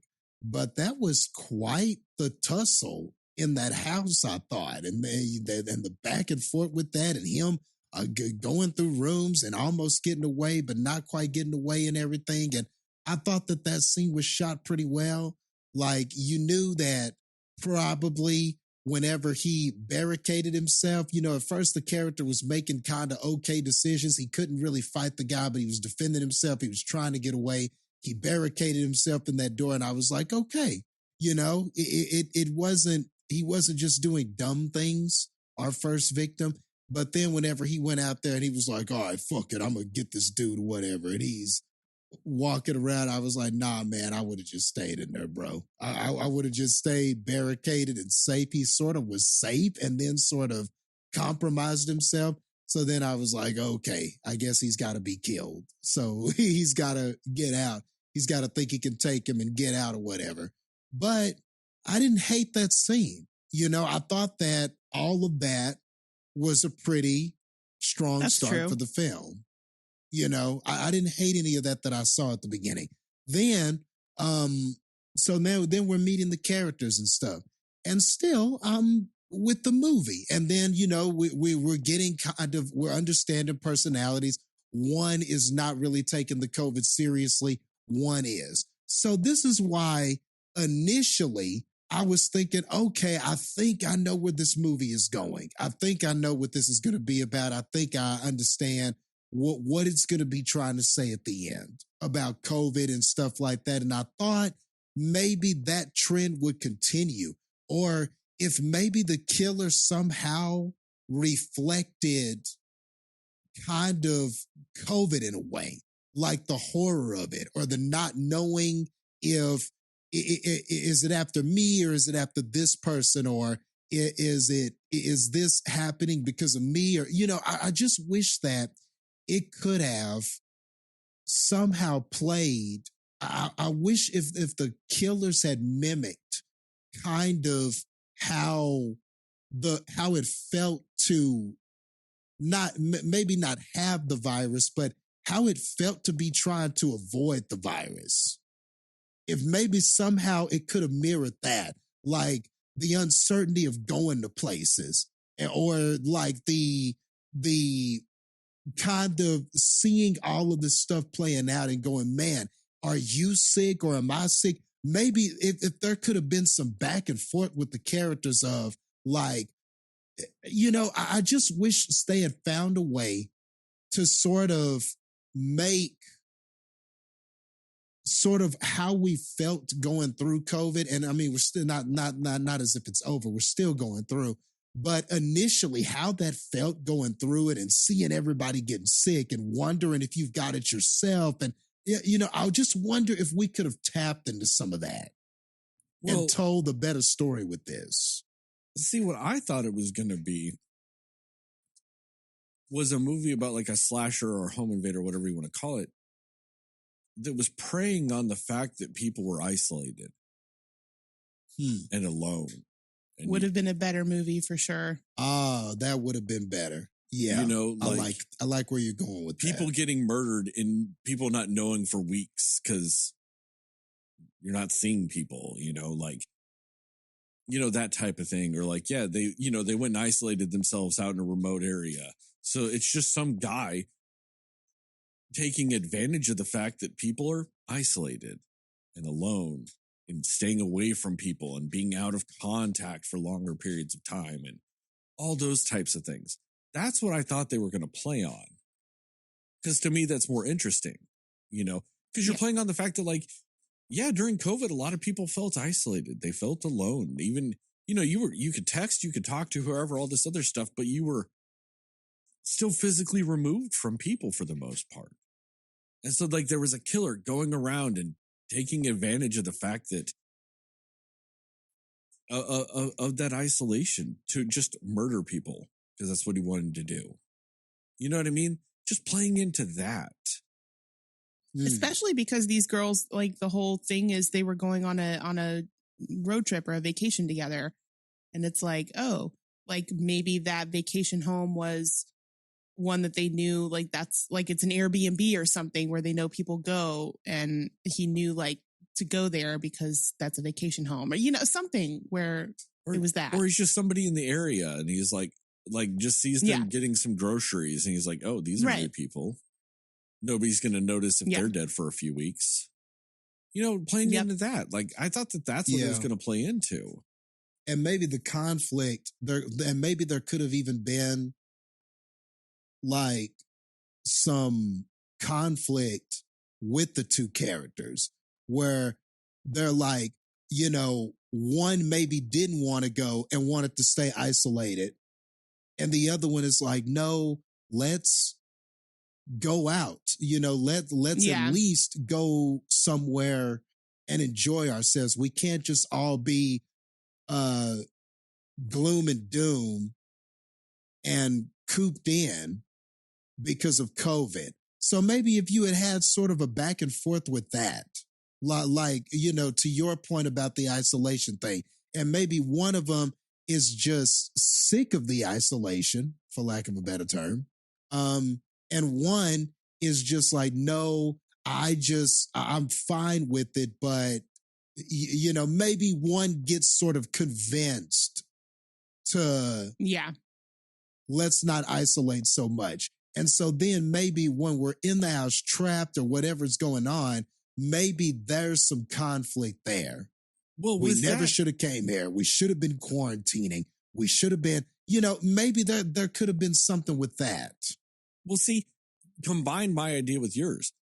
One wants to isolate, the one doesn't. So the one that doesn't want to leave, like, just goes out and goes to a bar in town. That's what draws the attention of the killer, that they're there. You know what I mean?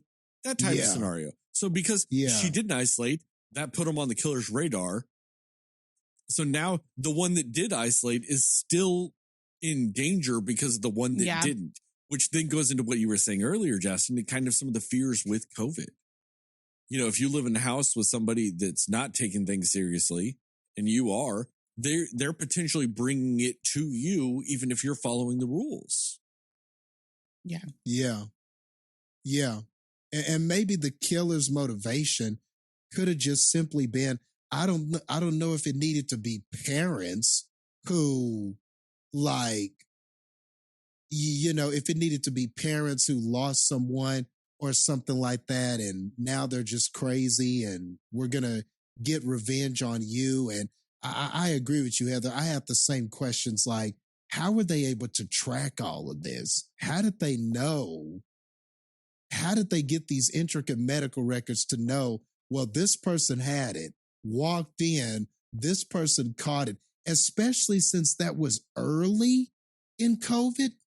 Right. Like, how the hell do you know all this shit, man? Yeah, and it's like they were definitely just making an assumption about, I see you kissing him, therefore it definitely was you. Therefore, that's my only evidence that tells me I should kill you. We didn't know the time period that the film is in, and that was just like COVID had just barely started. How would they have known? They wouldn't have had enough information or enough expertise to know that this is exactly how this happened. This guy walked in, caught it from her, and this is why our son is dead.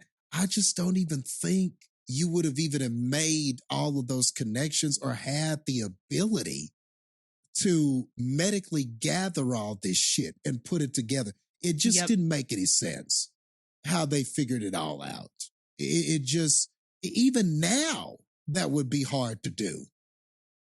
Like, if I got COVID from somebody right now from my job, do you know how freaking hard it would be to pinpoint who the fuck gave it to me and who got it to them and stuff like that. So how come this killer couldn't have been somebody who was like, maybe the killer was like, well, I've lost, maybe he did lose some people from COVID and stuff like that.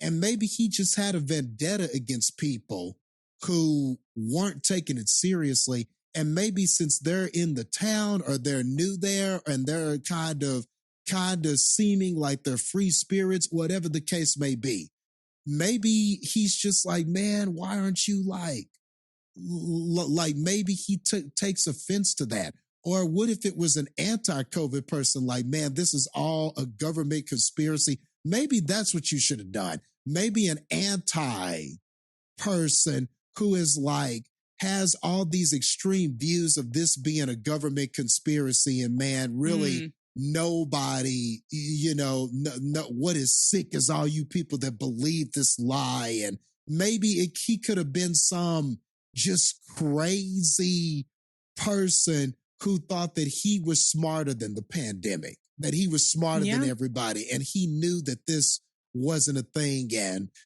all you people are going to pay because everybody that I see that's doing this is going to pay because you're taking this too seriously. You think that this is really a pandemic, but it's not really that. I don't know. I just think maybe you could have done something a little more nuanced with this killer. But it's a moot point because we didn't do any of that here. We're just, and so even though sometimes you have these scenes that I thought were well executed, I thought that some of the chases and some of the stuff where they didn't know where the killer was. And like you talked about, Heather, the killer, you see somebody creeping around in the background, but the characters don't notice it. That was some straight up, old school Halloween stuff. I'm down for that stuff. It was nice to see those touches in what was a horror movie. But because we really didn't have a theme with this COVID stuff, it was more or less dressing. It never came into play to make any of this stuff more interesting beyond just us seeing simple home invasion stuff. Like that movie Hush that you were talking about. Why I enjoyed that so much was because they really played into the fact that this person couldn't see, that this person, couldn't hear. Like they really played into that.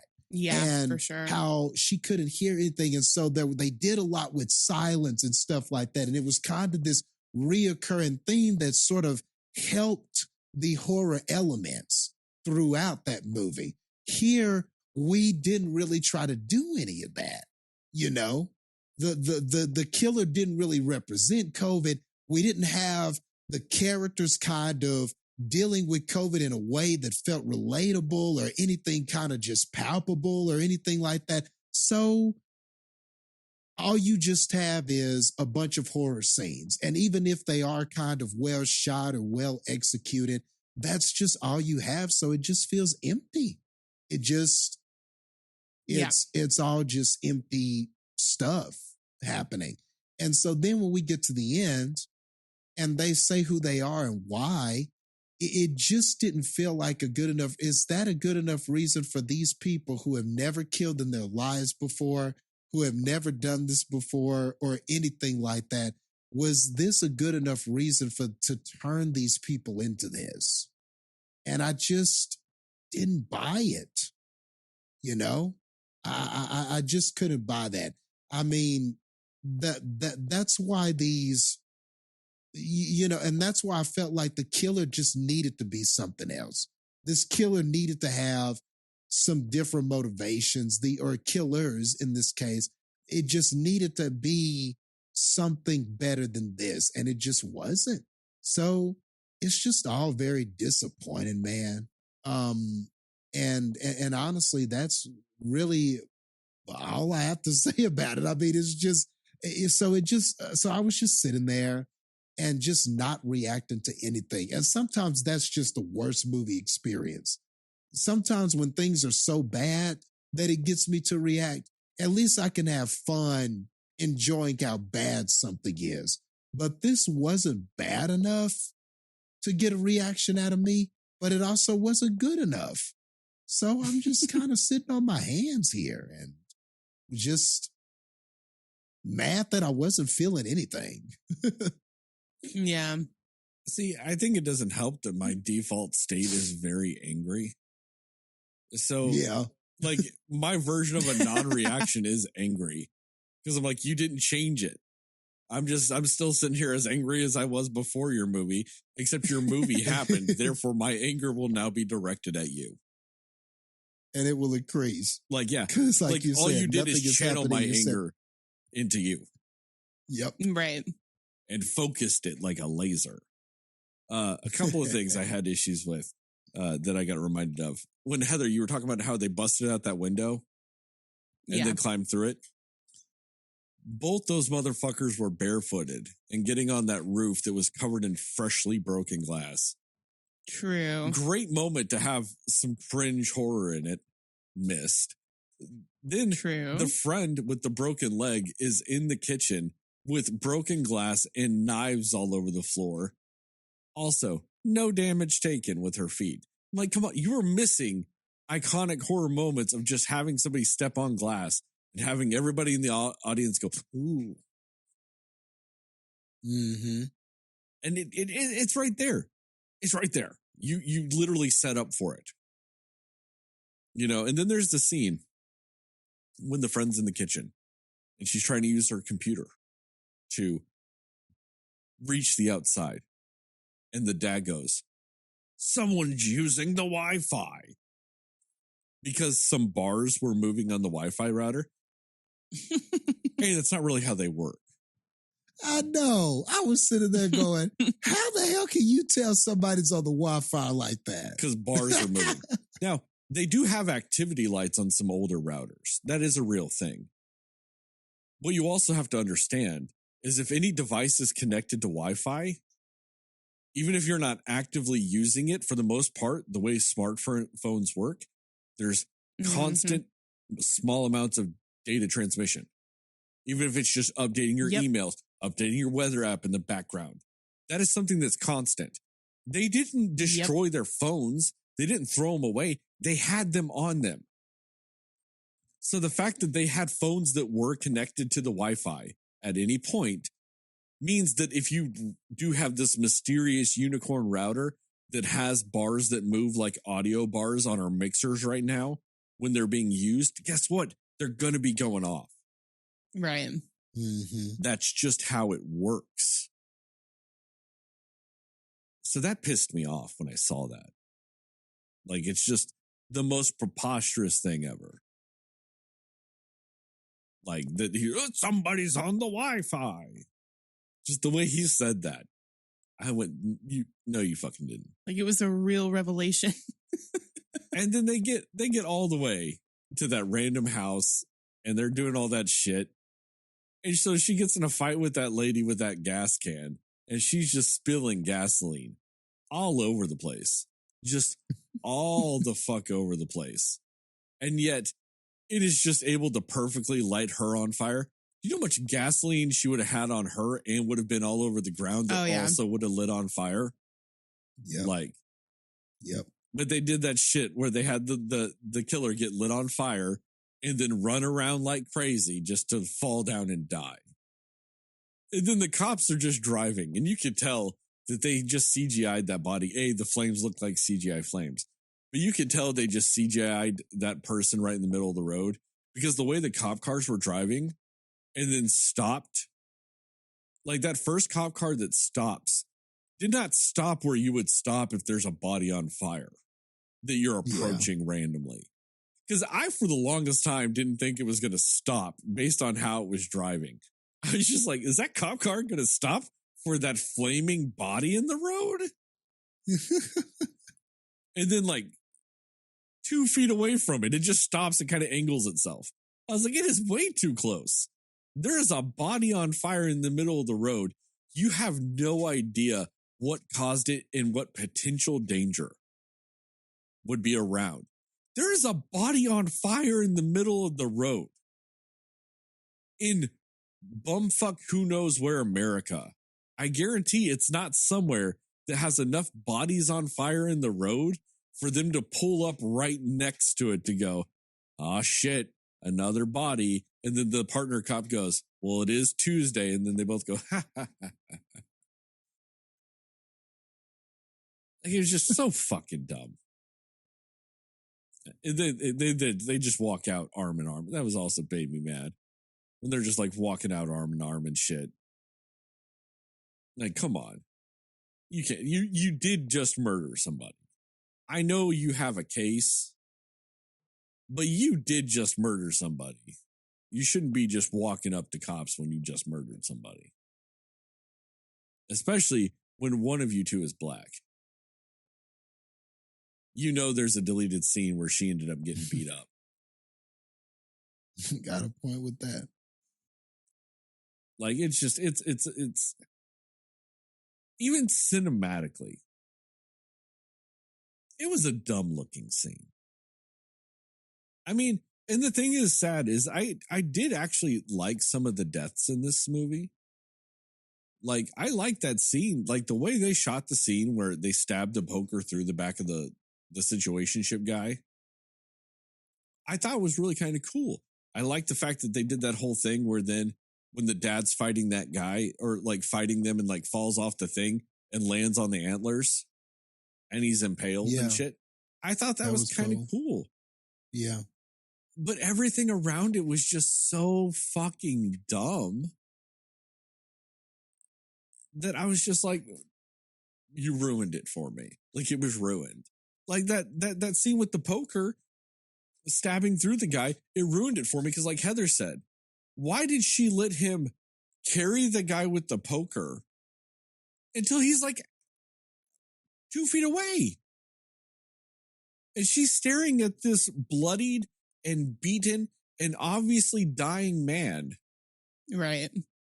Not even like stumble walk, but obviously not even acknowledging her in a way of like, oh, like I'm coming, like for us to leave. You know what I mean? Like, he's just like, ugh. That's not how somebody looks whenever, you know, they're not being at the time stabbed by something. Like, he was making stabbed face. And she's just standing there staring at him going, he made it. Let's wait for it. Yeah. You coming or what? I'll let him get to me. Let him try to walk it off before I try to assist him. He's got to at least make it to me before I help carry him to the car. Right. So, like, yeah, it was kind of a cool scene, like, visually, but literally, it was sandwiched by 2 stupid scenes. So I can't even give it credit because it's just like stupid, kind of cool, stupid. And unfortunately, the stupid sides of that sandwich are way thicker than the cool part. The cool part lasted 5 seconds. And then another cool part of 5 seconds of length later in the movie. I'm like, the movie's 1 hour and 47 minutes long, and I like 10 seconds of it. That's fun. Ugh. Anyway, you guys got any more thoughts about this movie? I did. I just wanted to, like, I was just going back to see, like, why people liked this movie and everything. To be fair, on Rotten Tomatoes, only 55, like, top critics actually reviewed this movie. But I wanted to at least read some that I felt like we might appreciate their takes on it. There's one guy that says, it's well made, but progressively deflating. I thought that was a pretty good way to put it. It says it's the movie even uses the word psychobabble at one point, which is another hint that parts of the script were written in 1998. Which is that's a fair assessment. And written then by another the same guy that also wrote the last chloroform scene in a movie. Mm-hmm. Right. And then another guy says that the screenplay tries to play both sides of the behavior during the pandemic and allows the worst of it as a new feather in the cap of the worst of us. Yeah, okay. And then this one I thought Sterling would appreciate. Sick is a film that deserves to be put into quarantine. And yeah, that was it. I just thought those were amusing reviews of the movie. I think that this movie doesn't even deserve quarantine. This movie needs to have happened to it that what a lot of conspiracy theorists thought was happening during COVID, where the government was just going to kill it. Mm-hmm. Yeah. There you go. There you go. You should write some of these reviews, Sterling. I see. I couldn't really write that because even then when we were writing reviews, when we were handwriting them and stuff like that. Do you know how hard it was for me to not write the word fuck down? It's a challenge for you, I'm sure. Like, that's why I can't write things, because I would write sick fucking sucks as like my headline. I wouldn't even try to get creative with it. Like, I would if it was good. I would want to be creative for a title if it was a good movie. But bad movies, I would just be like, don't worry, darling, is fucking useless. Like, and that's it. That's like all I would want to do is put fuck in the title. You know? But then also, I mean, I guess it could flip the other way, because it could be like, you know, if it was like John Wick 3, it'd be like, John Wick 3 is fucking great. Yeah, it goes both ways. Yeah, that's why that's why I had a tough time writing shit, and that's why I would be bad writing this shit. Because like, I speak, and I want to speak in a way that written journalism has problems with. Do you know what medium doesn't have a problem with me saying fuck as much as I do? Podcasts. So many podcasts say fuck. Just so many of them. So. What would you even do if there was that restriction on podcasts? Wouldn't have one. Do you honestly think I could go 2 hours without saying the word fuck? I do not. I don't think I have. And like, honestly, even in my sleep, I think I mumble the word fuck at least 4 or 5 times a night. Just fuck.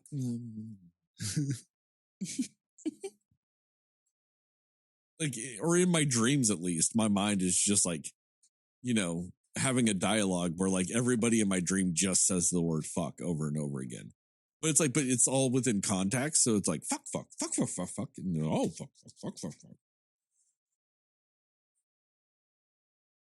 Yeah. Basically just replaying that scene from The Wire over and over in your dreams. Pretty much. God, that is one of the most beautifully written scenes ever. They suck. They say fuck so many ways. And at no point are you ever confused by what they mean by each individual fuck.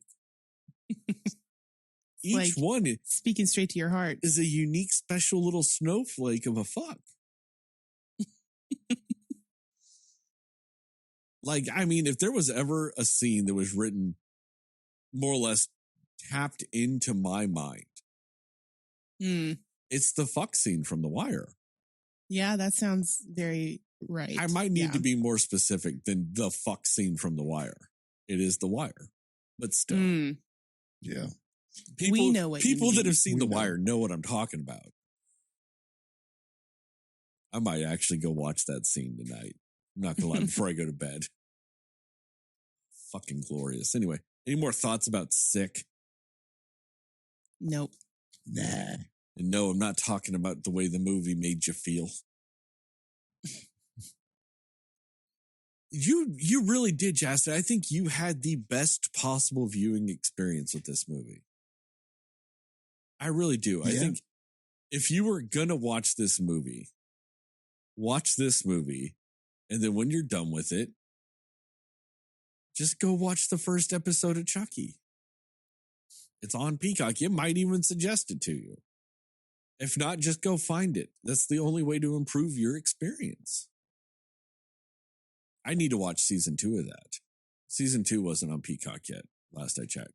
It might be now, though, because the season's done, so it might be actually on Peacock. And it is coming back for a season 3. Nice. Yeah. Yeah. I'm intrigued, bro. So I'm gonna, Have you only seen the first episode? Just the first episode. Oh, man. Keep going. It's so good. So good. Yes. It's better than it has any right to be, honestly. Because it even acknowledges the last few shitty Chucky movies. Like, they are canon in this. It doesn't erase anything. It actually acknowledges some of the shitty parts of Chucky lore. But it does it so good. Like, it does it in a way that sometimes it's like a tip of the hat type of, or like a winking moment. You know? But then there are times where it's like, oh no, that part from that movie that only like 8 people saw, from the cult of Chucky. Like, oh no, that's real. Like, that is a legitimate part of this movie. Like, actually, I want to say it is Cult of Chucky. Like, legitimately directly ties into this movie. So, and Cult of Chucky is actually not that bad. I'm more or less referring more to like Seed of Chucky and shit like that. And it somehow ties into that movie in a way that makes it like actually kind of makes Seed of Chucky worth it. You remember at the time when Seed of Chucky came out, it was stupid. Mm-hmm. Now it doesn't feel as dumb. Huh. Like you see, like, it might have been dumb at the time, but like what it led to, and like especially in the series, you're like, all right, I see how you made Seed of Chucky not suck. So, yeah. All right, let's end this then. On that note, thank you guys for listening to this episode of the Cinema Slayers podcast. Check us out on the internet at www.cinemaslayers.com, or Facebook, we're Cinema Slayers Podcast, or Twitter and Instagram, we're Cinema_Slayers, or TikTok, we're Cinema Slayers Pod, or YouTube, where we're at Cinema Slayers Pod, or give us our 5-star rating review on your preferred podcasting platform. We'd really appreciate it. Really help us out. Tell your family, tell your friends, tell your friends' family, tell your family's friends, and most of all, tell those dear sweet mothers, because dear sweet mothers love. Oh man, that's hard with this one. Chloroform masks. The movie, the answer was not this movie. They love not this movie. Yes. Fair enough. They love not being sick, if you will. Shout out to Plug Migo and Mundo Ochoa for our theme song and logos, respectively. Just remember, here at the Cinema Slayers podcast, we are both pro slut and pro Sydney. And remember, as I always, the TikToks, the YouTube videos, and this podcast. According to Jastin, Moon Knight is the Best Picture winner.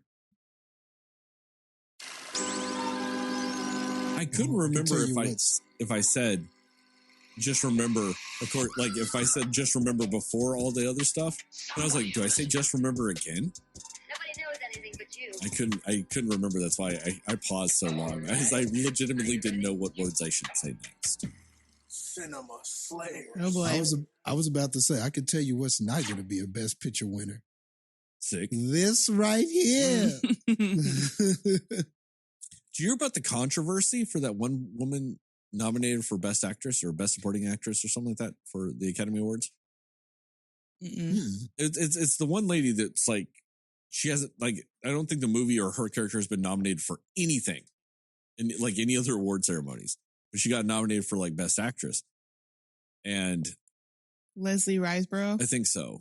And they were like, the Academy Awards looked into whether or not she broke nomination protocols, like if the way you campaign for it and all this other stuff. And then they were like, well, there's no evidence, so they're not going to rescind her nomination, because they have done that in the past. They have rescinded nominations in the past. Interesting. But I still think it's one of those things where it's just like more shit to the fuel, like to fuel the fire of what I hate about these award ceremonies and shit. You know, it's like when the Golden Globes nominated Avatar 2 for Best Picture before the movie even came out in theaters.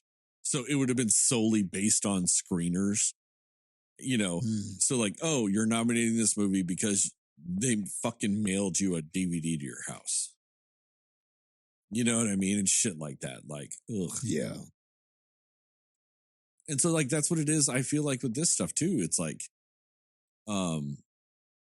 you know, they're nominating all this, like all these people, but it's just like it feels so fucking random sometimes. Like a movie that like, and one of the things was because that movie that she got nominated for made $30,000 in box office. So like the reason why they were like looking into it is because they're like, well, how many people actually even saw this movie to nominate her? It's not even, you know, like, oh, because it's a small movie, it doesn't deserve a nomination. It's who even saw this movie to nominate her? Like, you know what I mean? Like, how did enough people in the Academy even see this? That's why they thought there might be some, like, you know, shenanigans. Okay. But then it also kind of proves the point of, like, do they even really care who the best actress is or whatever? Because, like, if you like, you're just like, oh no, this random movie got nominated, maybe we need to investigate it. Like just showing like, oh, because it wasn't a big enough name, now we need to worry about it or something. You know what I mean? Like you can even fall into that trap with it. Like, you know, so what movie? There was somebody nominated for a god awful movie. Oh, this year? Ana de Armas was nominated for Blonde. Like a movie that was just completely panned left and right. No one really fucking liked this movie.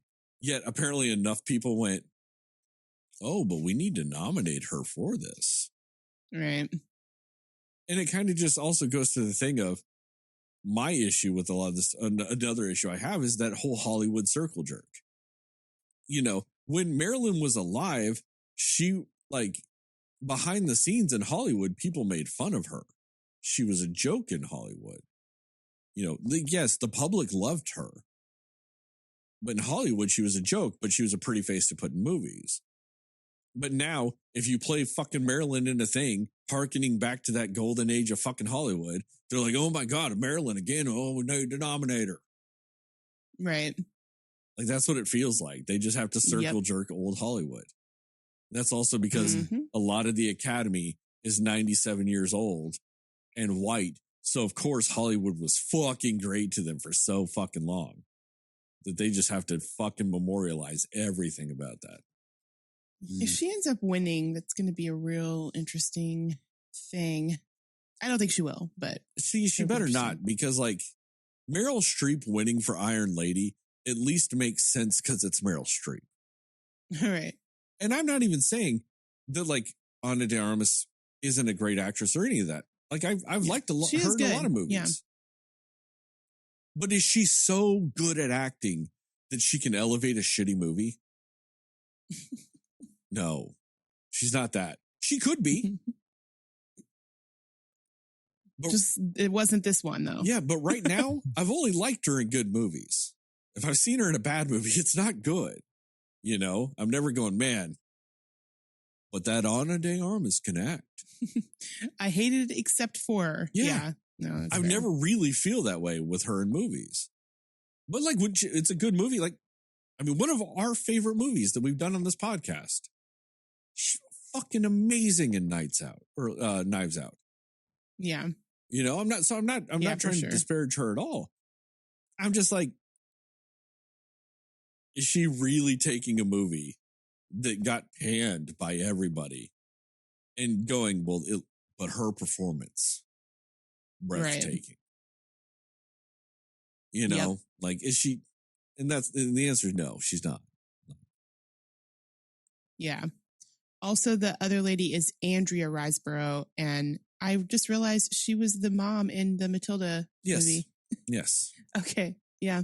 One last little bit of trivia for you guys, just because I have it on the top of my head. Do you know what is makes the movie Midnight Cowboy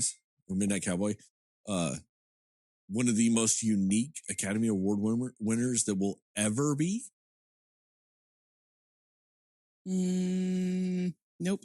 It is the only Academy Award winning movie for Best Picture that has and will ever be rated X. Oh, interesting. Yes. So it won as rated X, and now rated X no longer exists. So no other movie can even essentially tie it in that regard.